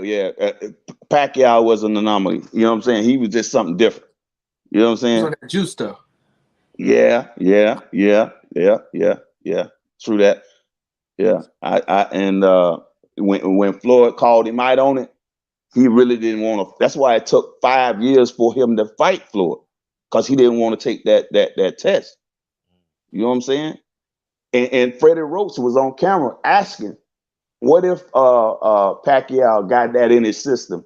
You know what I'm saying? I think he asked Teddy Atlas. He asked somebody that. That was some years ago when he asked that question. You know what I'm saying? I'm like, why would he ask that? He got to know this man dope. You know what I'm saying? Yeah. But hey, man, it's been fun. But you know, I'm gonna let y'all keep the show moving, man. I'm gonna come back in, not tonight, because I know y'all on a different subject matter. I got to be able to fit in. It was something somebody said. I forgot the brother's name, Fred. You say, man, it's good to see you, man. I mean, good to hear from you. It's been a while. I haven't heard from you in a while. This was some nights ago, right? And he came in and he was talking about the black woman and how people. I really don't want to get, because you know I get to going. But anyway, he was talking to me. I think he was out of order when he was talking about how man, I'm gonna go look at that video because I really want to talk about that. This has been weighing on my mind because I know how I want to respond, but I don't want to put words in his mouth. I want to say exactly what he said because I have a response for that, because I want him and the world to know just how important the black woman is, bro. She is very important. She's the next thing to God, bro. You understand me? That is the first thing you see, bro. That is the first person who you talk to, who nurses you, who brings you oh man, everything you need to live. Nurture you, pray for you, feed you, everything. You don't talk down on that woman there, bro. It's a lot of things I want to say about that, and I'm gonna go real deep on that one. I just gotta catch y'all when y'all ain't you know, on certain things. I gotta find my way to fit it in, because I'm gonna go in on that, and I'm gonna go back and watch that show over and over again, because I really want to touch on that. I think it's very important that we put some respect on the black woman's name. You hear me? Hey man, peace and love, family. Oh, well, appreciate you. Yes, sir. Deacon. Yeah, we'll come back tomorrow. Shit. I mean, I don't remember what he said, but you got to refresh my memory. What's up, Max? Yo, what's up with the gang? What's up, man? It's good, man. Hey, that's the motherfucking fights, bro. Yeah, yeah. Chris Colbert became Mexican fool. He gonna fight a big Mexican up and comer next fight. Hey, after that performance, I'm sign me up, man. Shit, we get 100K. We can make it happen. Yeah, what a coward, man. What a coward, man. What a coward. Yeah. The crazy part was, like, even in the last rounds, he was running like he was up or something. Like the body language was like, oh, I'm up and I'm cruising. And it's like, no, like the other dude's like, come on, motherfucker, let's fight. Like, no, hey, Fred, the funniest shit, right? When the Mexican dude was like, let's go, come on. Then he gonna do it as if he ready for that fight. And nigga did like this and it didn't even move. Get your ass out of here, dog. I mean, that's what I'm saying. Like, for all the naysayers to, like, you know, the Mayweather style with, oh, he's running. No, that fight was someone running. That's right. That was running. He's a runner. He's a track star. Yeah, that was running. There weren't no pivots. There wasn't no trying to put himself in a different position or angles. He was just trying to survive and just make it out without getting knocked the fuck out. Thanks. But he better get a new wholesaler for chicken. He better try, because that's his business. Because fighting ain't it. I tell all the time, when a grown man changes his hair color dramatically, he's going through a crisis. There's some issue behind that, and that's in the history of men. Every celebrity you've ever seen that dyed their hair blonde, at that point in time, they were going through some shit, bro. Like, so I don't know what's up in his life, but it's been his whole career apparently. So boxing ain't it. Boxing ain't it. He can't be fixed. It's a mindset thing. He got hit one time and says, you know what? I'm gonna sell some chicken. That's what he said. Yeah, he could have. Look, but you know what it is though, Fred? You said all the time. What I said? These black fighters want to be Mexican so bad. They want to fight the Mexican style so bad when you can literally just beat the nigga boxing. Yeah. Say what you want about Rigondeaux, but that motherfucker won fights. He didn't do all the. Hey, He didn't give a fuck about how you felt about his fight. He was gonna win that fucking fight.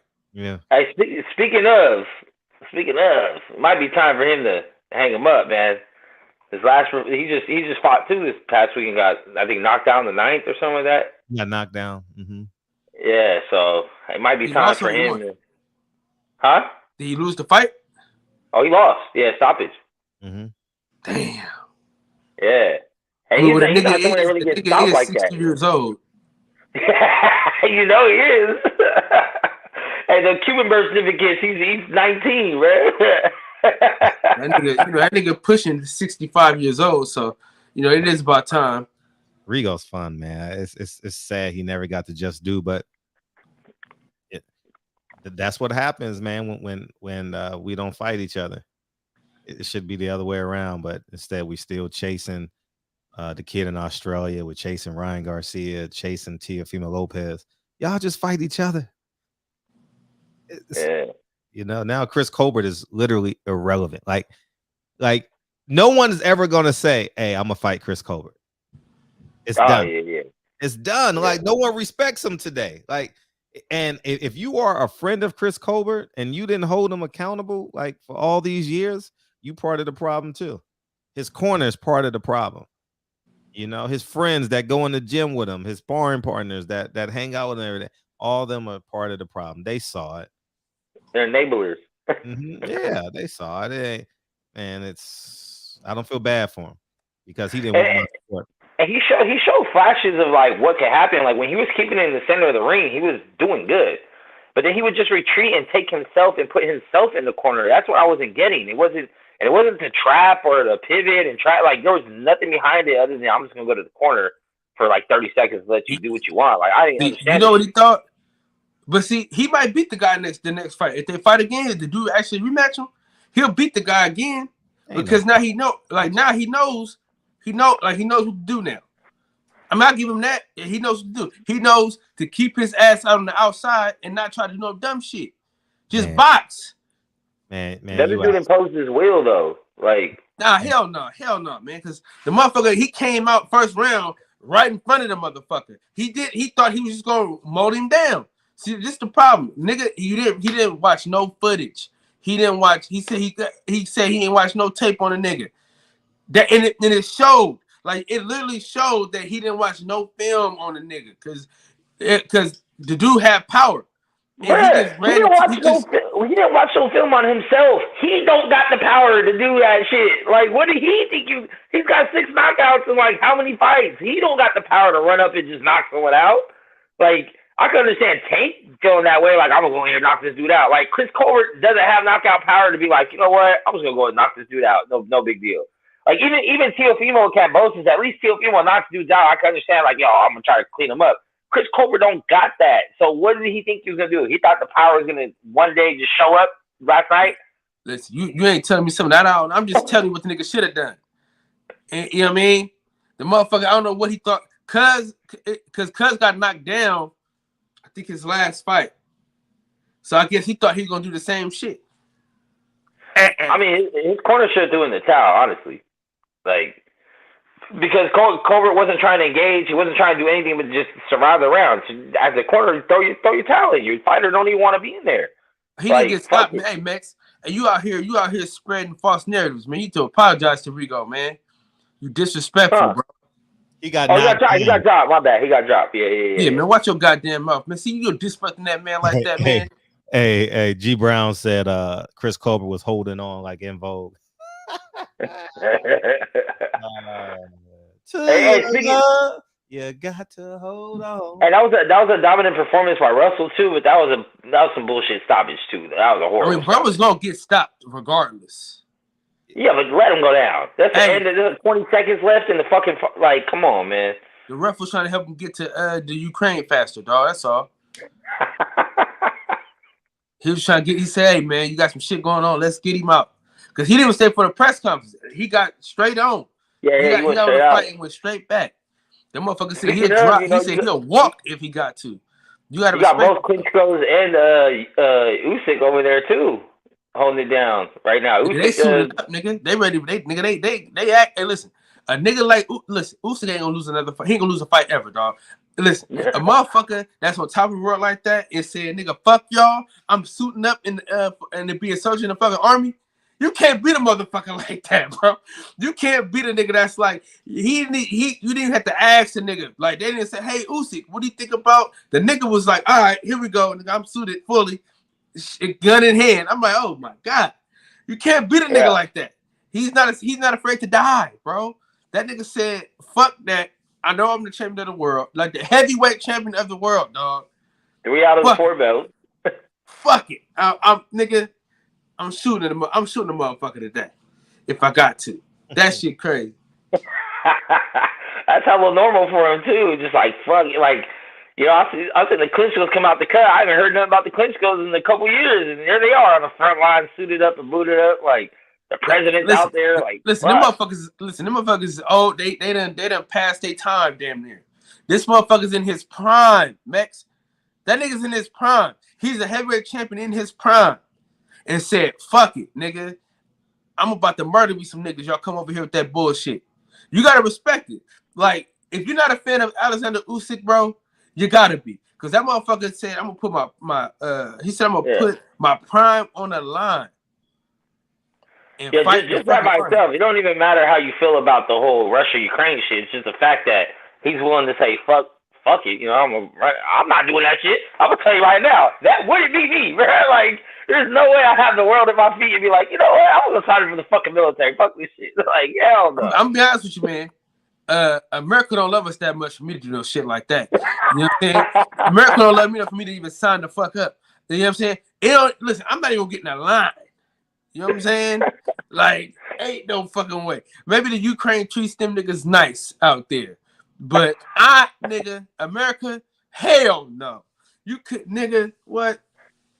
Ain't no fucking way. You come talking that shit to me. Hey, Kyle Davis, you gotta join the army. Okay. I'll be there. I'll be there. Yeah, okay.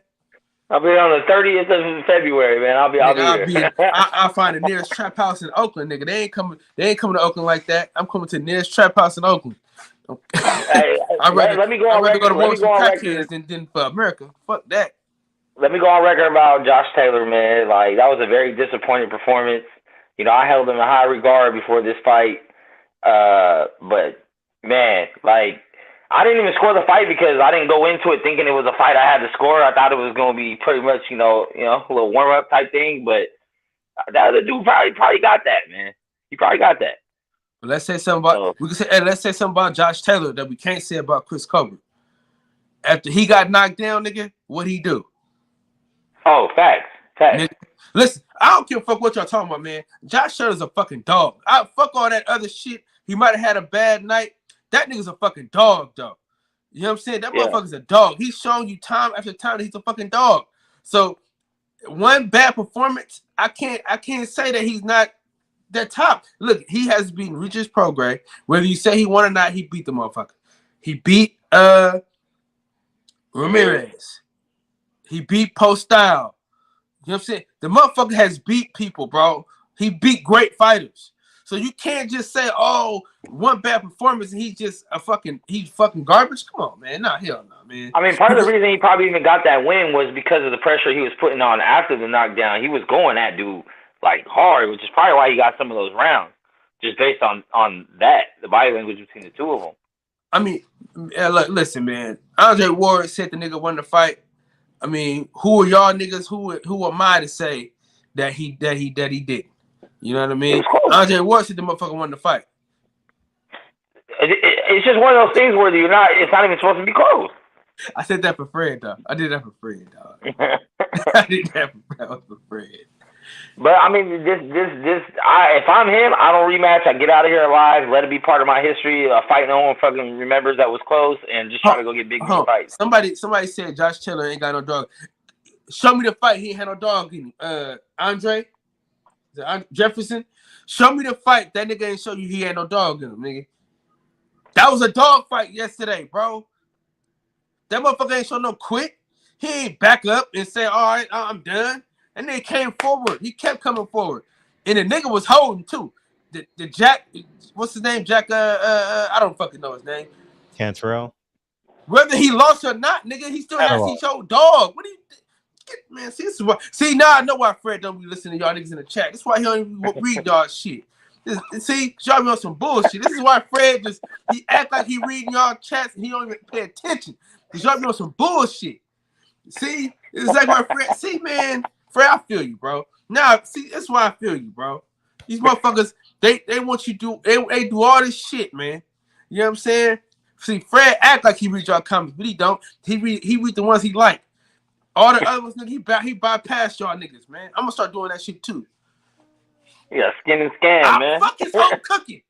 Fuck his home cook. I don't give a fuck what he got. He still showed heart, nigga. You can't say he didn't show no dog in him when he didn't tuck his tail. Nigga, he went straight to the nigga after that. Yeah, there's a million times better than Colbert, man. And you know, this is what people fail to realize. They forget. Styles make fights. It wasn't a good style for Josh Taylor that day. All right. He might have lost, but he showed dog, though. Did Chris Colbert show dog? Hell no. He ran for the fucking heels. Yeah, man. I'm gonna start up out of here. Let someone else get up in here. I'll be out of here, cuz. Are you doing the show tonight or not? Listen, man. It's Sunday night, man. You know what I mean? Oh, okay. Sunday. I know when the highlight bling. Good only mean one thing. All right, man. I can't tell y'all tomorrow, man. Y'all have a good one. That's love, dog. Yeah, feel free to call in. Rigo won. Yes, 95. But looking at his resume, though, you can't say that he's not a talented fighter and he ain't got a dog in him. No, he had dog. He Colbert starting to look like the black version of Paulie Malignaggi.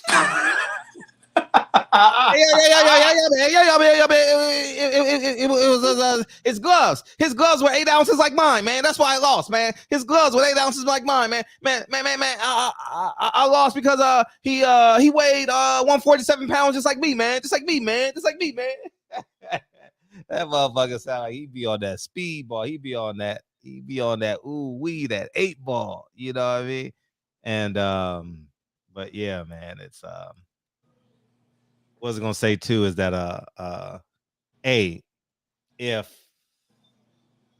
how about if Eddie Hearn takes that fight to Dallas, takes Canelo to Dallas? Boy, he'll be going in on how you say it, Steven Espinoza.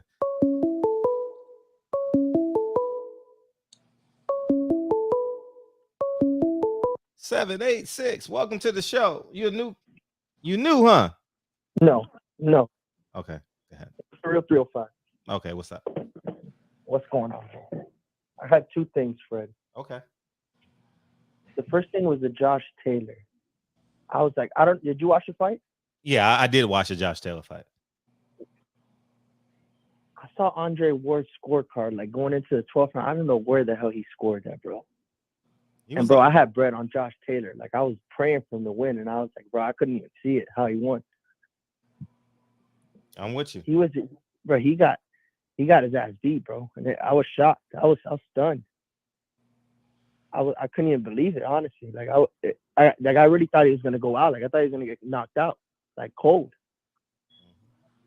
That's how bad it was getting, to be real with you.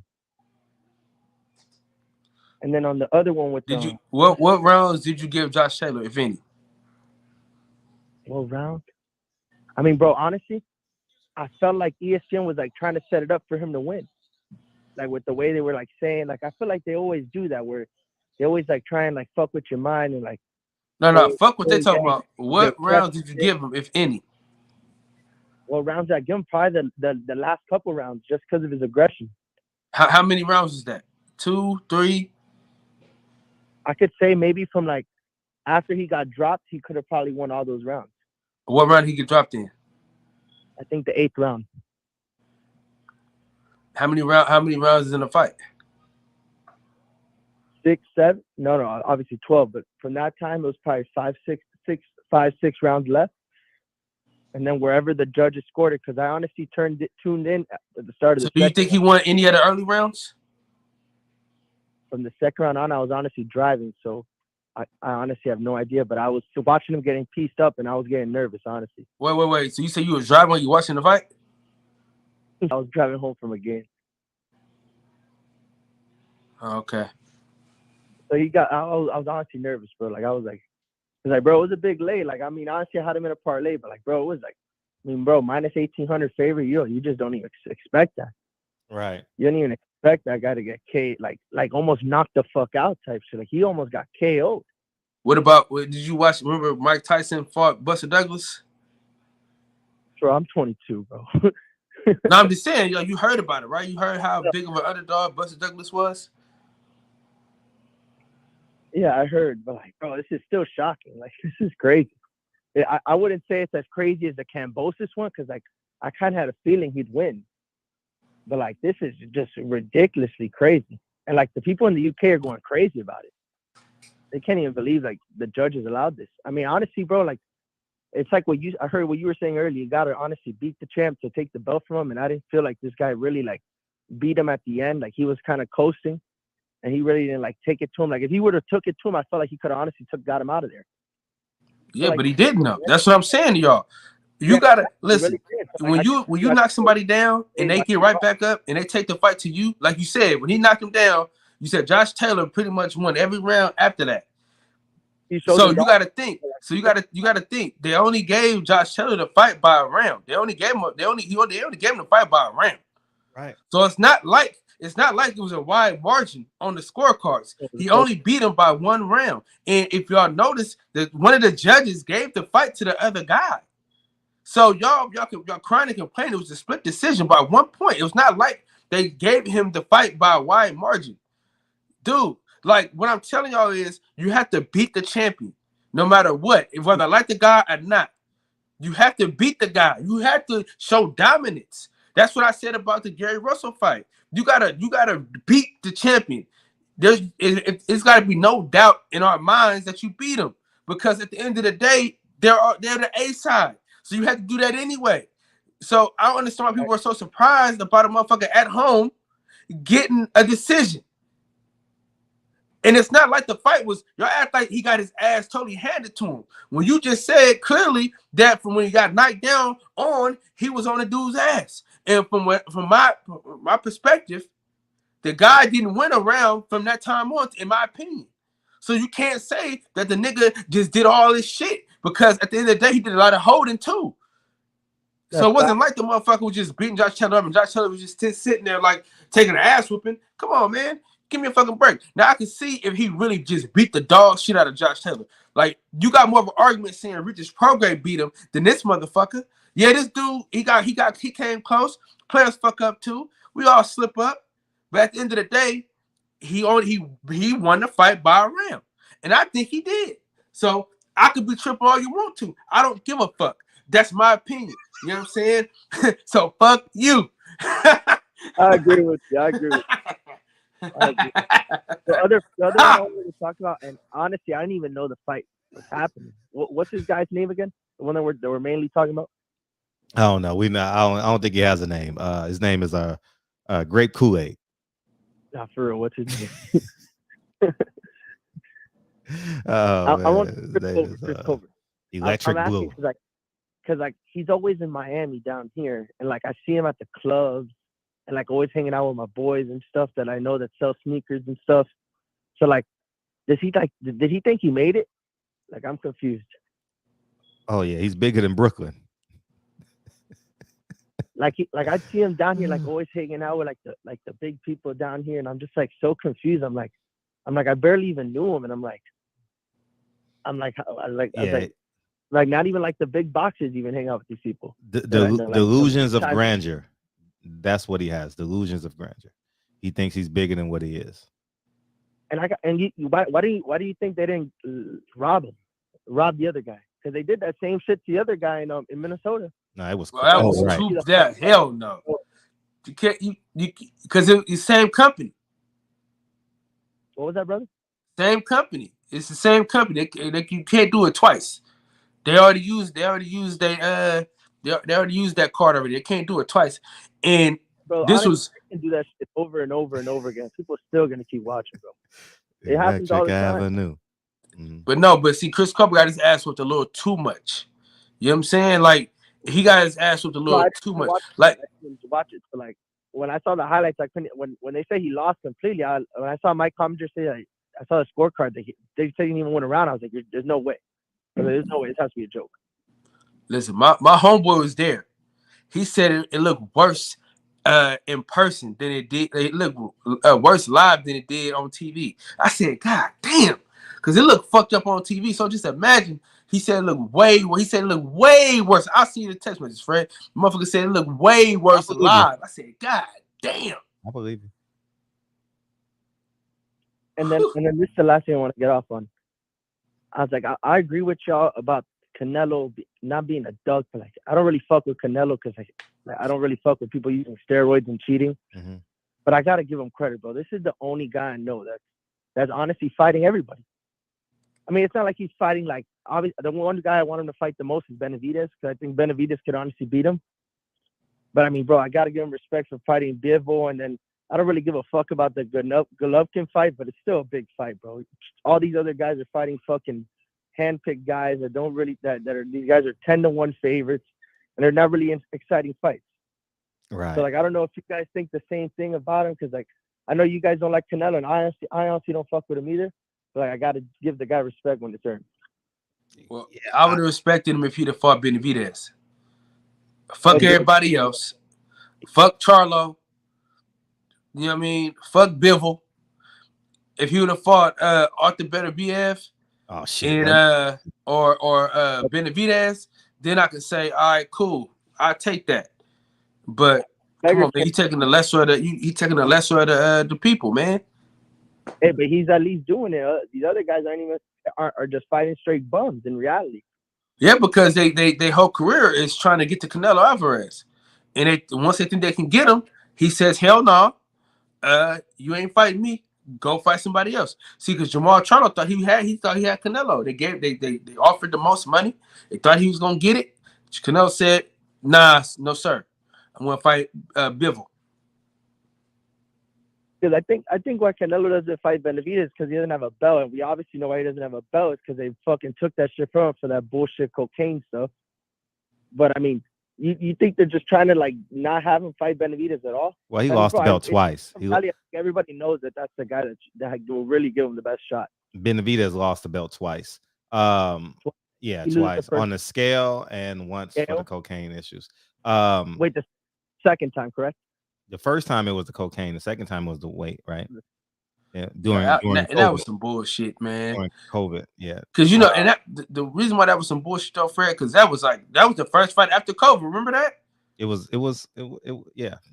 Didn't nobody know how to even? Nigga couldn't even train right. You couldn't go nowhere, like because most boxers, nigga, they go do the sauna and shit. He couldn't do a fucking thing. Yeah, facts. And that's it's like too much. It's like it looked like Deontay Wilder got those Nigerian voodoo priests to drop those curses. Colbert ran like he saw Wilder in the ring. Remember that Teofimo's face was leaking in his loss. Is Jamel next? I think it is. I think Jamel. No, I mean Jamel already got the draw already. And look, you know what I mean? He already got that work too. Yeah. Right. He might get some more work, but he got some work though. I don't know. I don't spend my time rooting against people. I just shut them out. I don't. I mean, I entertain it because it's fun on the show. But I was rooting for the nigga though. I was rooting for the. You said you didn't give a fuck about him. I said I was rooting for the motherfucker. Who, Chris Colbert? You was rooting for him? Yeah, I was rooting for the nigga. Well, he's a nigga. Well, I tell you, I said he's Mexican now, so Yeah, I wasn't rooting for him. I just want him to lose. I don't know if I sit and want him to lose. I don't know if I exert that energy, but I just don't care. I just don't be caring. On the show, I'll say, yeah, lose. But in the fight, I just be like, fuck him. I just don't have a care for the fight, but I watch it as a fight fan. It takes a lot of energy to root against somebody. Damn. Bro, I thought I lost these, man. Oh, yeah. Now you like blue blood. Anything else? No, I was honestly going to ask that. Appreciate the call, big dog. All right, thank you, man. Also ask if you do plan to go to the Canelo GG fight, which I hope is in Dallas, you should for sure stop by Miami versus Texas A&M. I'll honestly get you some great seats for that game. We're for sure gonna go to both events. Oh, if it does happen. Oh, okay, dope. Oh, because it's September 17th, huh? Yeah, same day. It's gonna be crazy. Hopefully we win. Yeah, count me up, dog. Oh, that's smart. That fight ain't gonna be in Dallas. What's up, Deacon? You forgot something? Yeah. I sent you and Kyle some videos also about what's going on over there in Ukraine. Yeah, I saw that. Yeah. So you've been up on that already? I haven't talked about it. No. No, well, I said, have you? Go ahead. I'm gonna be honest with you, Deacon. I'm about to see. I don't want to sound insensitive, man. I'm gonna be honest with y'all niggas, man. Like I don't get into that shit, man. I don't give a fuck. That's really what I'm saying, man. You know what I mean? Real talk. I don't want to sound insensitive, but I really don't give a fuck, man. Listen, I got a war over here that I'm fighting. I don't give a fuck about what's going on over there. I'm gonna just keep it real. Because at the end of the day, bro, they don't give a fuck about what's going on over here, dog. America is the only people that want to go, oh, peace here, peace there. But every time we got some shit going on over here, ain't nobody running to our aid in our defense. You know what I'm saying? So yeah. Sorry, man. I'm sorry. But fuck them. I mean, not fuck them, but you know, I know it's fucked up, but shit. But why be sorry about your opinion? It's your opinion. Why you got to be sorry? Don't be sorry if that's what you feel. I'm just, but it's just like people are dying and shit like that. So, that's what I'm saying. But I don't want to be in that part. But real talk, hold on, fam. You knew that before you made the statement. No, I'm saying I still don't give a fuck. I'm just saying that's why. Why? I'm saying if you don't give a fuck, why say sorry? No, because I'm talking about the people that died. That's the part that I'm saying sorry about. But everything else, I don't give a fuck. You know what I'm saying? Okay, that okay. Anyway, I think for me, my opinion is they are all intertwined. If we don't give a rat's bottom about what's going on with black folks across this globe, it's the same thing right here. Where they tricked us up right here is to make us feel that these things are happening in a vacuum. These things are just single acts, right? When they're happening all over the place. And once they divided us, and once we're not together in unison like we used to be, right? We get less things done. We did more before we was integrated in schools. And when we was doing for self and not segregated amongst each other, it's hard to do some damage to people when they're together. But if we separate them, not just physically, but mentally separate them, we can do what we want. I'm speaking about the people on the other side. They can have their way with us, right? Because we don't believe that we have value. We don't value one another. And again, we're starving people, a desperate people, a dangerous people. And who all this affects? It affects us because we're around one another, but mentally we're separated. So it's easy for us to say, I don't give a damn. That's the bug. That's the bug they planted in us, to not care. See, you talking about black people? I'm talking about the war, because I ain't talking about no black people.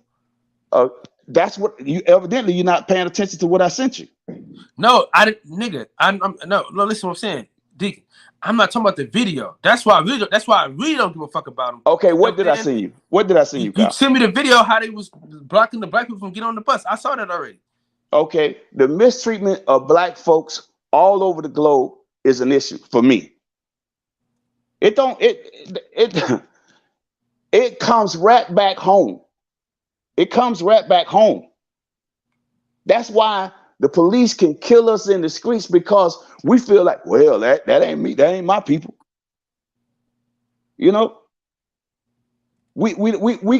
It's like we've been desensitized to the atrocities that are going on constantly that really never stopped. We're talking about the damaged people who've never been healed. And see, I sent DB, our brother from the show, a video today where a guy was talking about he's tired of black people complaining and playing the victim and pulling them into the victim role. That's why I don't like when black politicians always talking about black and brown. Stop it. You gotta sick people that you need to heal on. We need to be fixed first before you can go off trying to help everybody else. So to that brother that said that, it's young folks are not saying that. It's the older politicians who are hollering about black and brown when their own people are starving, when their own people are in need. But we get kicked down the road, abused, disrespected, and talking about we're complainers and whiners. This brother said that they came over to America to live the American dream. They're not affected by racism. They came over here, him and his parents, they bought a house, they bought cars, they go on exotic trips, they're living the American dream. He said, yes, people say racist stuff. Yeah, I think about it. But I don't want to let it affect me. I work even harder. That's cool, brother. But guess what? You got a dual citizenship. You came from somewhere purposely on your own, seeking an American dream. My people did not come that way. We don't have a dual citizenship. Whenever you get tired of America, guess what? You can pack your bags and go home. Where the hell are we gonna go? There's a difference. The atrocities did not stop.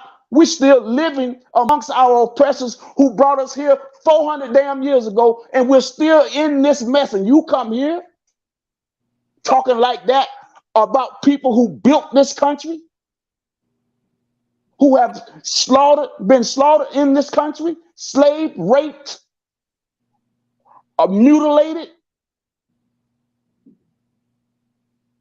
worked from can't see morning and can't see night, all day and all night long for nothing. And then you say we're lazy and would you work for free coming over here? You say you getting something out of it. We had to work for nothing. You getting something out of it. After we done set the ground. We done set the groundwork for you to come here to live the American dream, something we yet to live. Now, I'm not talking about a 10% of us who have made it.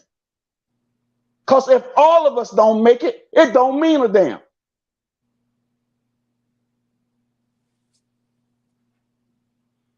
Don't come over here talking that crap about black people when we're still amongst the people who brought us here and still oppressing us today. You got a choice to stay or go. You got a dual citizenship. So I get tired of hearing them. Listen, and I'm not nobody prejudiced. I got love for all people, but don't come over here and disrespect us when we're still amongst the people who have oppressed us from the very beginning, and still slaughtering our ass in the street, still denying us right now, denying us. We're at the bottom toe, and guess what? We're the only people in this country that is free to shit on.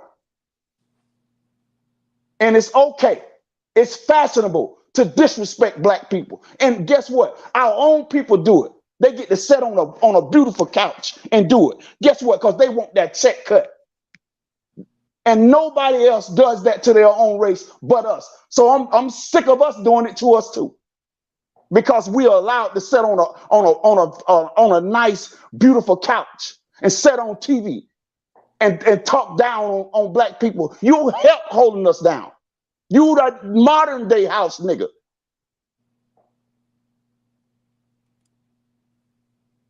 So back up off of us with that.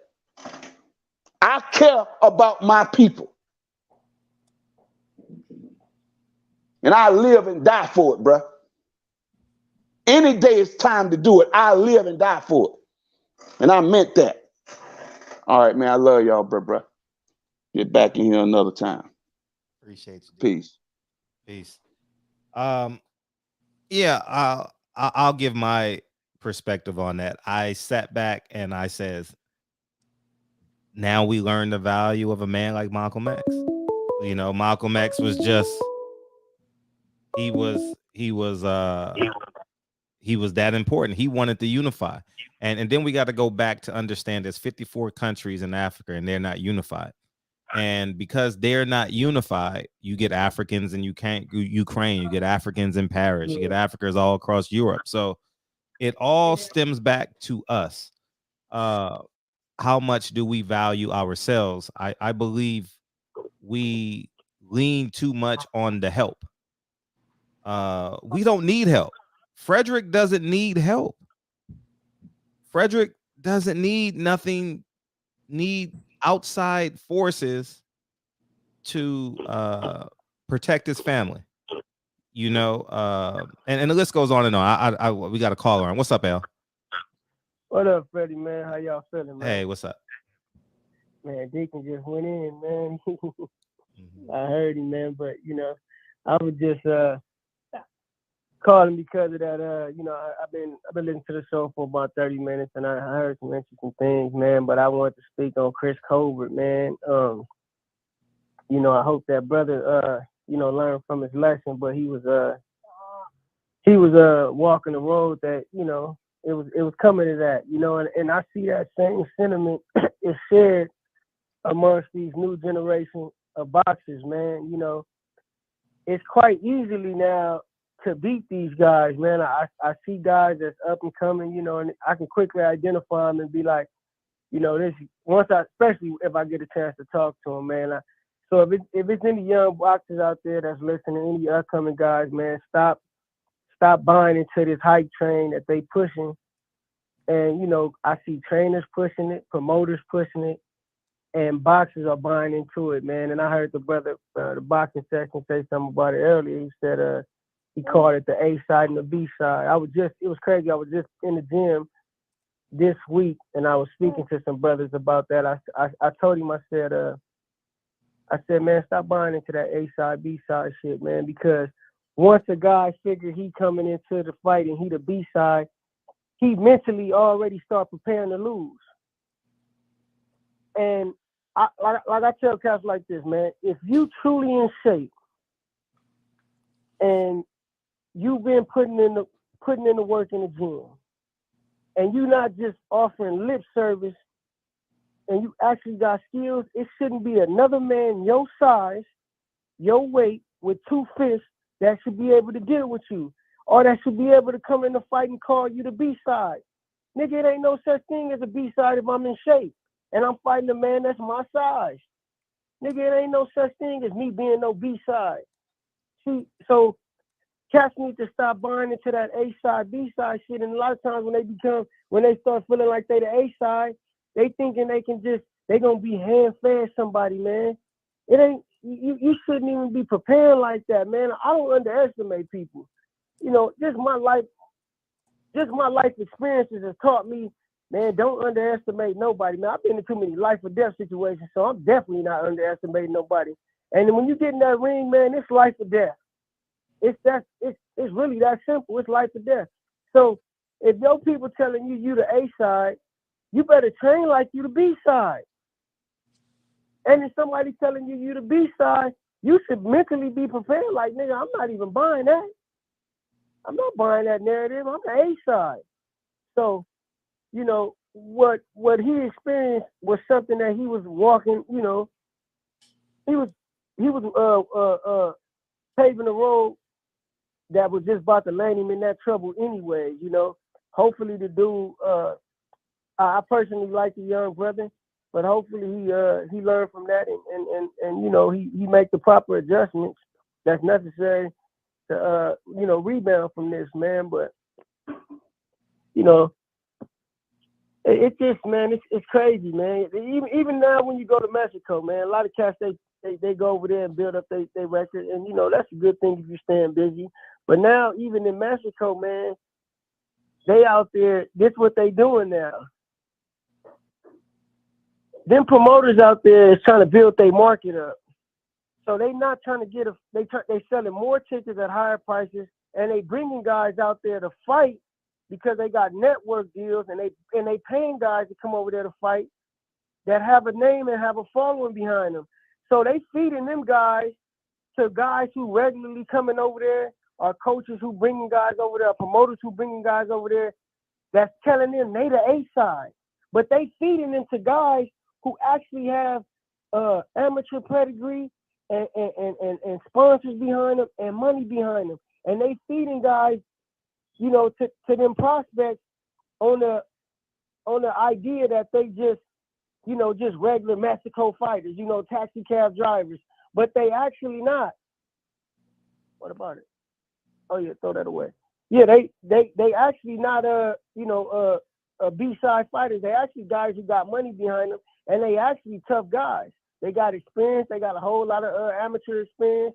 So, you know, mentally these fighters, if y'all listen, if y'all out there, mentally prepare yourself when y'all walk in the gym. If y'all feel like y'all want to be fighters and y'all want to be boxers, act like it. It's a lifestyle, man. It ain't just going in the gym, throwing some punches, training, and getting some work saying, oh, I'm a fighter. Nah, man, you got to mentally be prepared to know that I'm part of the 5 percentile.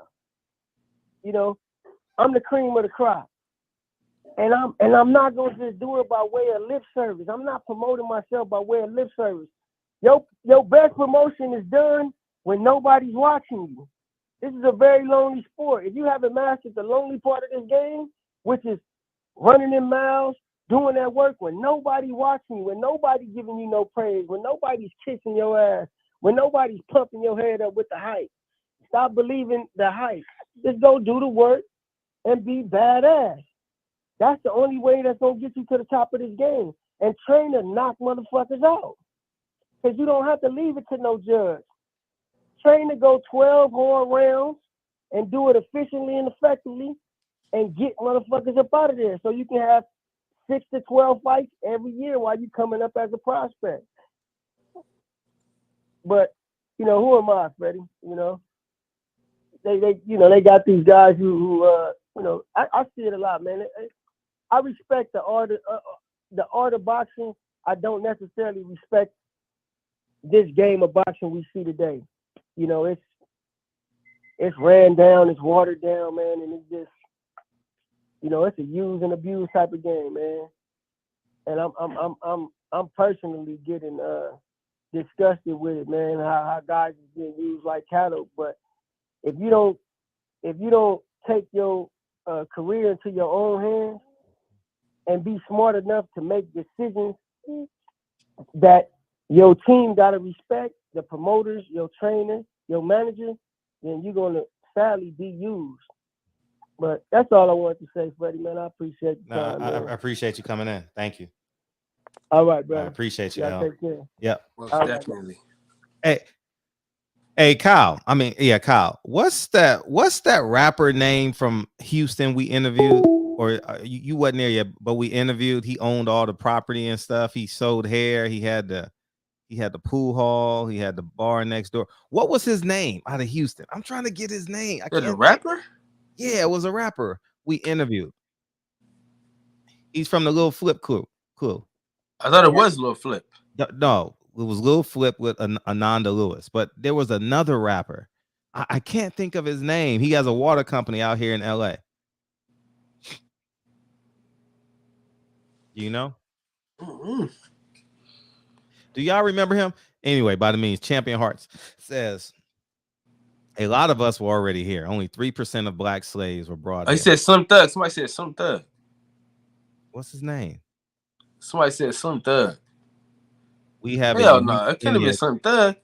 Not Slim Thug. No, that wasn't Slim Thug. Hell no. Hold on. I'm gonna go to your I'm gonna go to. Was it what your live? Was it a barbershop conversation live or the regular barbershop conversations? Man, you ain't gonna find. I done went through it, man. A lot of us are already here. Only 3% of black slaves were brought here. We have a unique lineage that makes many black people foundational to the land. I'm gonna add to that. It goes back. Black Capone. Thank you, dog. Black Capone. How we got here. You guys got to understand how we got here. they had to be able to get into Africa to get the people. So back then there was already making private deals, and it's I saw the video. I still ain't seen the video, but I saw the title of it, and when you scroll on Instagram it plays a little bit. I'm just not a big fan of black trauma, you know what I mean? But Malcolm X is the only leader that we had that actually wanted to unify black people worldwide. And I saw the clip and I was like, man, people say, oh, we need another Malcolm. But what Mr. Clark said, what'd you do with the first one? You allowed him to get murdered in front of his mom and his wife and 4 kids and 2 in the womb, you know? So we don't deserve it.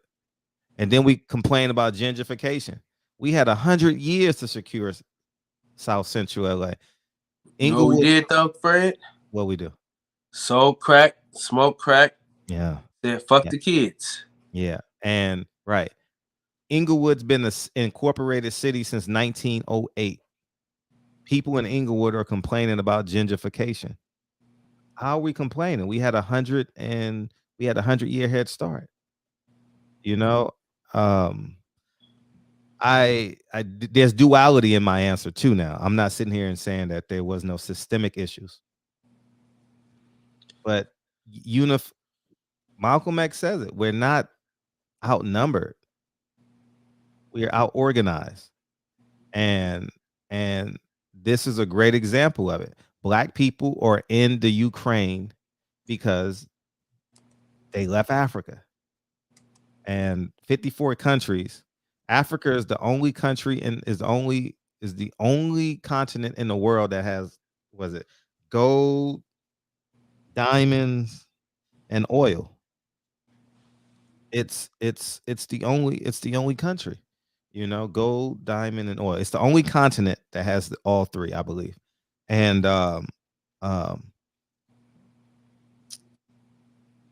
we're fooling ourselves.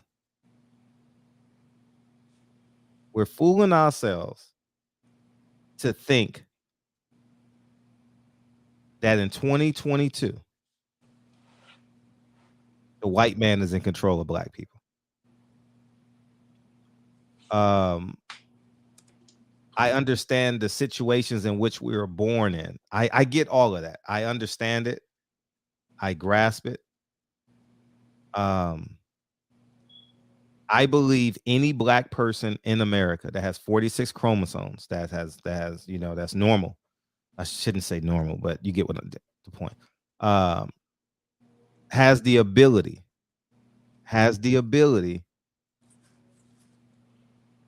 shall I say this electric blue comment, to pull themselves up by the bootstraps. I'm not saying become zillionaires. I'm not saying become millionaires. I'm saying you have the ability to provide and protect for your family. You actually have that. You have that right. I think that is realistic in America. But we're not satisfied with that. We want to be millionaires and zillionaires, and then we feed our kids McDonald's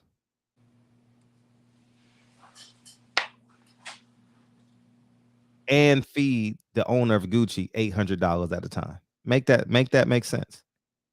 You feed your kid Kentucky Fried Chicken, and you feed Louis Vuitton, the owner of Louis Vuitton's family, $1,000 meals at a time.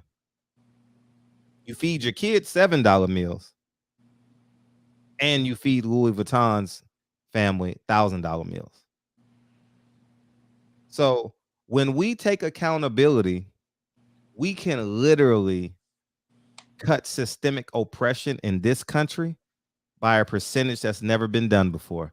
And I am living proof of that. that it can be done, and you are living proof that it can be done, because there's a level of independence that you must have to watch a internet show at 9:50 p.m. Pacific Standard Time. There's a level of freedom that you must have, right? You got to have electricity, you got to have a cell phone or a computer, you got to have a stable place, a comfortable existence, so I never thought, honestly, I knew I would become wealthy because I set these goals at a very young age, right? But if you are a part of my everyday life, I live like I'm worth $10,000. Like I have a very, very, very workman-like habit, workman-like lifestyle. I get up, I work out, then I go to work, I pick up my kid, we do homework. It ain't nothing extravagant. I think we got to get back to the core principles of life. And I think the longer I become a parent, the more conservative Frederick is becoming, because I see the BS. I see the rap. I see the gang violence. I see the immaturity in celebrities who they see as leaders. I see the holes in us. So that's why I'm so adamant on integrity now, because I have a son and I only have one son. I'm not having any more kids. I only have one daughter. So I have to be perfect, and I think it gets back to the beginning of the show, when we can appreciate Gary Russell more than the bullshit. I'm not comparing, but I'm making a point of Tank Davis, of what's Chris Colbert. When we can value Gary Russell more than Tank Davis, and I'm not gonna put a name on the bullshit, because then it comes out like I'm comparing Tank, because Tank has done a great job at getting better. But when we can value integrity over nigga stuff, I think we become better.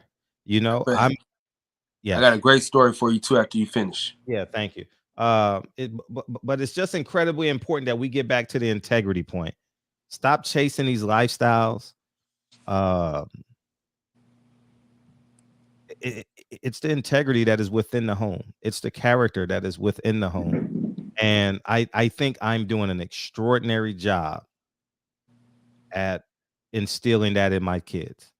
I have a paper bag. I created this myself. Okay, I'm gonna tell you guys what I did. I created this paper bag theory in my head. All my bullshit that I do in my life is going in a paper bag.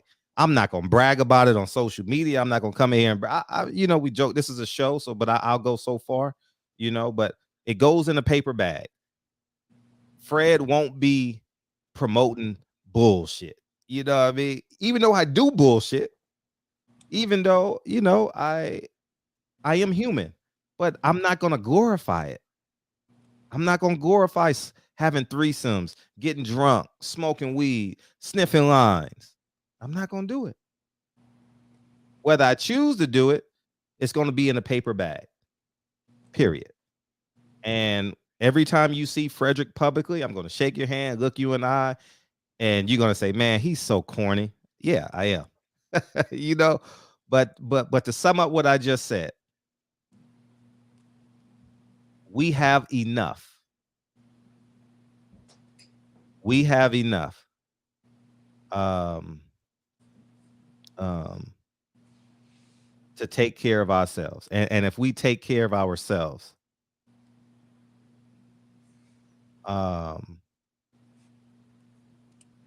it won't be problems in Ukraine with black people getting on the train. And I think it starts with us. But the big picture is, we didn't appreciate Malcolm X in 1965. We don't deserve him in 2022. We didn't buy property when it was $10,000 a home in Inglewood. We bought crack. We bought cocaine. We bought the Cadillac DeVilles. We bought we in our gangster lean. We glorify pimping. How the hell? listen, check this out. How the hell is that guy that got the cup? What's his name? Not Goldie, but yeah, we glorify Goldie. But what's the dude name with the pimp cup? Bishop Michael. He's a celebrity in our community. But we go to church on Sunday. We go to church on Sunday, and this guy is a pimp. He's a celebrity. I don't understand it. I don't get it. It's beyond me. So and I will always say I didn't understand all this till I had kids. So you guys are getting a growth Fred every day, getting better, cutting the bullshit off. You know, previous to kids, Fred was with the bullshit, you know. But now that I have kids, I can't be it.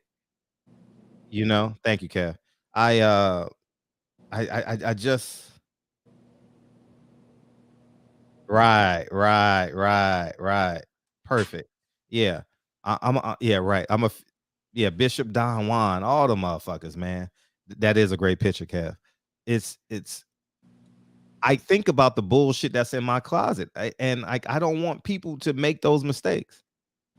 You know, I'm never gonna wear it. I'm in sweats and a sweater. I went to my auntie's 90th birthday party in a hoodie and some sweats. You know,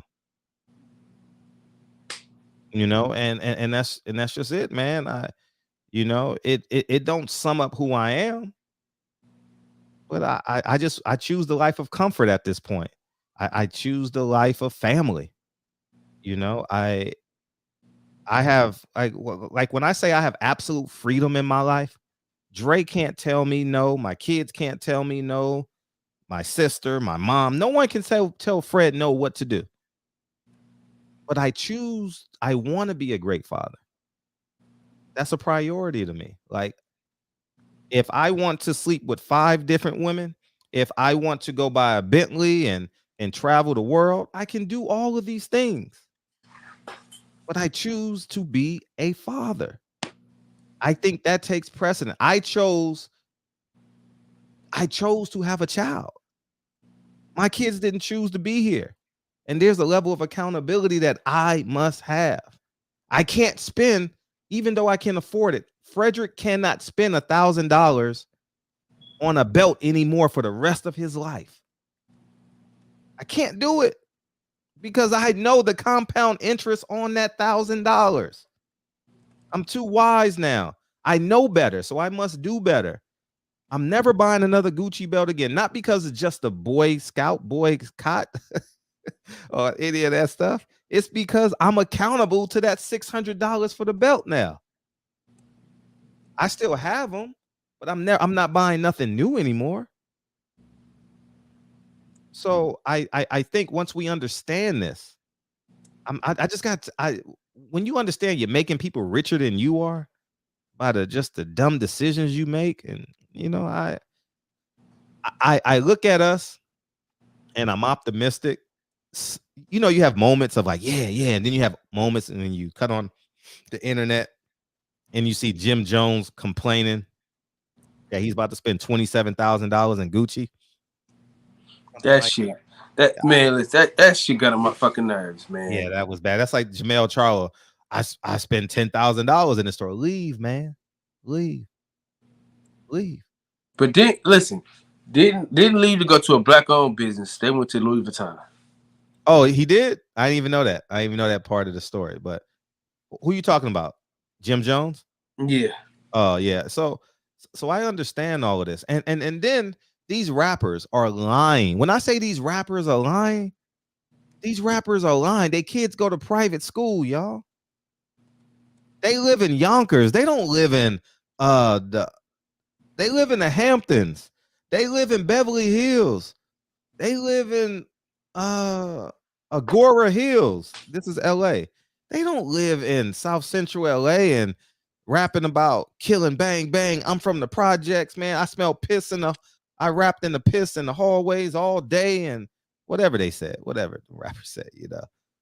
They don't live those lives. They kids are cornballs. LeBron James' son is a cornball, comparatively speaking.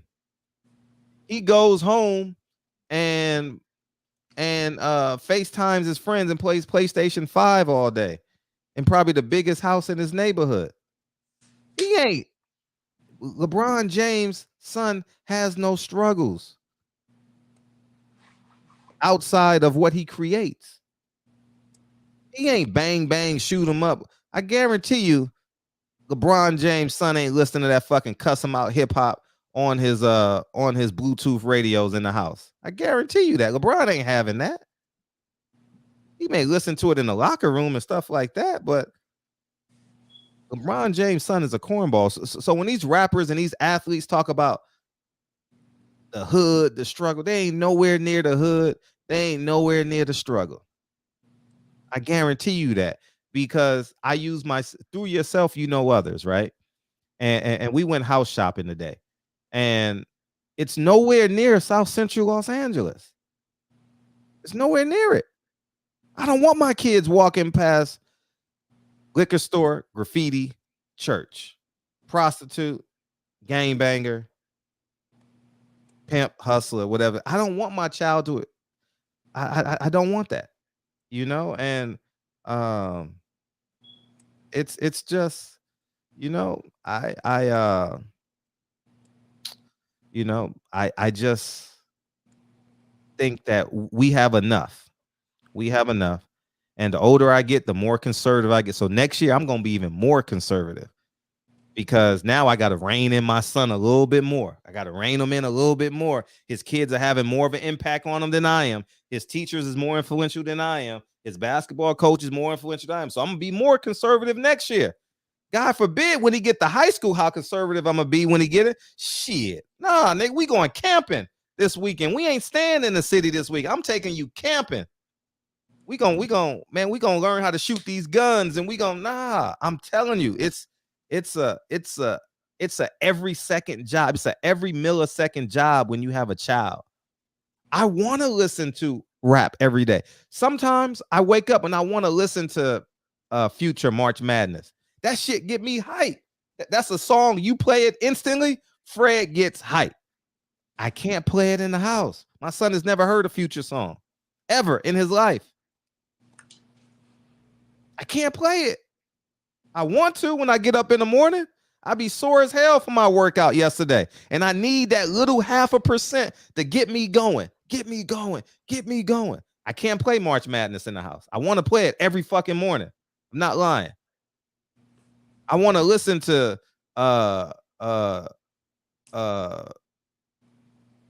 Death Row and all them, but I can't listen to it. I gotta listen to Duke Ellington and John Coltrane. I listen to it every morning. That's the first song that's played in the house, besides "The Most Beautiful Girl in the World" by Prince. But it's we got to get back to the fundamentals, man. I believe it. And you can call me a Republican, you can call me a cornball, you can call me a conservative. I know what works. And what works is structure, discipline, consistency, and being a leader in your household. I 100%, but I see it every day. I see the same parents picking their kids up every day, and I'm like, it's the habit.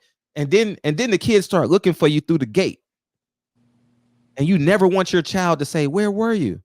You never want your child to say, "Where were you?" That's one of the most hurt feelings you can have. Where were you? Oh, I was running late. But why are you late? Yeah, Blu-ray. What's up, Blu-ray? Yeah, man. Appreciate you coming through, man. It's go ahead, Kyle. Go ahead. No, shit. I was just listening to you, man. I was gonna give you this story that I was doing my ignorant nigga shit today. It's hard to say. It's hard to even talk about ignorant nigga shit after the jewels you just dropped. So yeah, I'm gonna hold off on my ignorant nigga shit till tomorrow. Yeah. You can talk but about no, this story though, I'm gonna drop it tomorrow, man, because I know Fred got to get on out of here, man. So shit. In the words of the great philosopher Kyle Davis, keep your foot on these suckers' necks. Fredro. And again, in the words of the great philosopher DB, Fredro. Play the song, Fred! I got you, man. I totally appreciate y'all coming in here, man. But I'm a firm believer, man. We got to stop that glorifying shit, man. Now, we'll talk about it tomorrow. But I just think, man, gangster rap, everybody want to be a pimp. That shit is old, man. That shit is old, man. Everybody want to be a killer. Everybody want to have the fastest cars. Beautiful. Get it. But it can't come at the expense of your last name. You know what I mean? We feeding our kids McDonald's.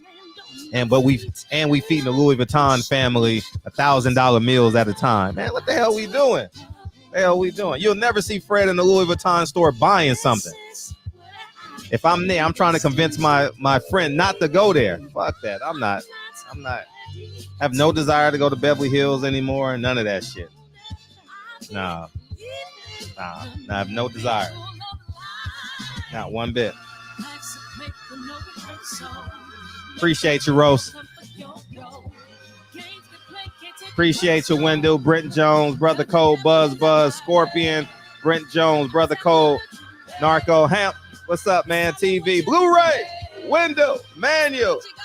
It's the Blu-ray show. Buzz, Manuel. Hey, Scorpion, KB. Appreciate that. I wish I had time to show it. Michael Ross. Hey, I'm gonna be way more conservative next year. And then wait till Lincoln get to high school. Y'all like, Fred, you mean? No, I ain't mean. I just know. I knew too much at 6. Don't you know at 5 years old, I knew how to weigh weed.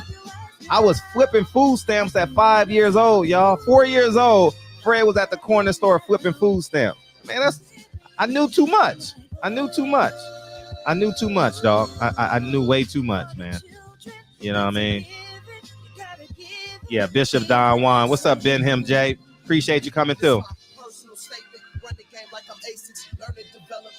Learning to be the greatest, yeah. Frank the Trucker. Appreciate you, man. Boxing Truth Serum. Yeah, man. We got to get back to that shit, man. It's not just the Bible, man. It's like our daily actions. It's like our daily. If you got bullshit, I'm gonna tell you, every man that hears my voice, you're gonna want pussy. You're gonna want money. You're gonna want. Put it in a paper bag, man. Don't brag about that shit on social media. So in 10 years, your son gonna say you did it. No, man. Man, put that shit in a paper bag. Lock that shit up. You know what I mean? And do what you do, but don't publicize and glorify that shit. To your kids, you are a hero, a fucking hero, man. Accept it. Love it. Embrace it. I'm a hero to Lincoln and Kennedy, and I want it no other way. No other way. Love y'all, man. Imagine if my daughter came home and says, you know, Mr. Williams is the greatest man in the world. What the hell did you just say? Who the hell is Mr. Williams? So I can go have a conversation with this man. Oh no. But that's a reflection of me. You know what I mean? That's a reflection of me. You know, I love y'all, man. Appreciate you, man. We coming back tomorrow with some more gems, man. I got a Javante Davis story for y'all too, man. Yeah, I mean, I applaud Tank's growth, but the motherfucker came on TV with $1.8 million worth of jewelry. I'm not. Hey, but I'm gonna tell you this though, Fred. Yeah, he's getting there. He is, but the work that little nigga put in, I respect him. He just gotta get through next month. He got to get through next month. Yeah. The story I heard though, Fred, man, they said the man, he would run in the worst parts of Baltimore at like 2-3 a.m. in the morning. I respect Tank. He just got to get through what he get through. He still got to grow. He still grabbed the woman by the neck that I don't approve of. You know what I mean? I don't approve of that shit, but you know, he got to get through that. He got court next month, so I'm a root for him and made him. You know what I mean? Tank getting better. He growing. Love y'all, man. We gone. Peace, y'all.